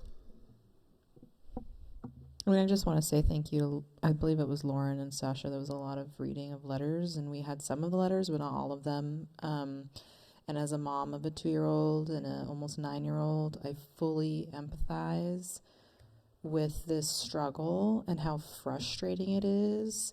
And I wish I had very rich friends, because this would be such an easy problem to solve. I don't know how to solve it right now, but I think in the future conversation we have, if we could have exit data for families, because I almost left my 2-year-old's location right now, but they are entering preschool for all, and so I was like, all right, I'm in for the long haul, and I'm hoping for the best, but it's still a lot of money. It's just credit card debt. I'm just in debt all the time. I will die with my debt. It's my life tax. And so I just want to know if we were preschool for all, if that would even matter. People have already withdrawn just for the cost of this alone. So, yeah, I don't know. That's hard to... Do you have something? Yeah. We have 2 who withdrew in February for a preschool for all guaranteed a preschool placement for next year. So they already knew that they had a spot. So we have that as well. What did the high school students get from the CDC? So there's a class like early childhood education career pathway, and those students in that program are affectionately labeled or termed cadets. So they get the opportunity to hands-on learning. So there's classroom experience, and then they also get to go in with the infant, toddler, wobblers, and right now this year, again, there's not a preschool, but traditionally going with preschool students. So it's kind of part of the curriculum. It's part of the process as they're engaged with the littles. How does all of the funding come together to do that? So there's, well, it's all... In 5 words or less. Yeah, exactly. The bottom line is we have a teacher that is over that program specifically, and that teacher is also involved with the CDC, so it's very kind of overlaps all of it, but the teacher specifically is a high school teacher that has high school students in their sections, and then directly, it's all together, but that's that program is through the high school. We have 102 students who are cadets. And what happens to them if They will probably not get the practical experience. They would get classroom experience and a few kids that stay in the program. Yes? I mean, how many get practicum now? With 102, I was not imagining that, so... All of them have experiences right now. They work in the classrooms, and there's creative conversations happening around like the preschool classrooms as well. Christy Byfield is the early learning administrator, and she works with the high school staff, and they're kind of in conversations about what that could look like for next year. It would be different, but for example, we have classrooms in North Powhurst. We have classrooms at Lincoln Park. It's not the same. It's not it's seamless. It's not. But I think if, unfortunately, and I don't want this to happen, so let's be clear, right? But if CDC for some reason we didn't have it for the experience, I think what we would do is work with our schools and how do we make sure we have that experience. Again, it's nothing like it's here on campus. It's very close. It's connected. But with the renovations on the bond, I heard that, and I don't remember renovating the CDC being one of our bond projects per se. Like we're going to do this CT thing if it is on that list that was public, I'd really like to know how we maintain our reputation with the public if it goes down. So I think, that kind of morphed out of when we were building the CTE center. Yeah. And that everything couldn't fit in there, and that we would give. But we didn't specifically say Child Development Center will be our bond, in our bond. I didn't think so. Yeah. And so what happened was there were several areas in this building, because it housed the CTE programs, that we came and gave some love to because they're not getting. That's what I remember. That kind of morphed out of that. So. And would there be a different use for that space if? They still have another program. I want to say Debbie, but Debbie retired. Double D. See, getting too old. So that program, I think, could use that space. Again, if we end up with a preschool for all, that would be an opportunity, so. Okay, thank you.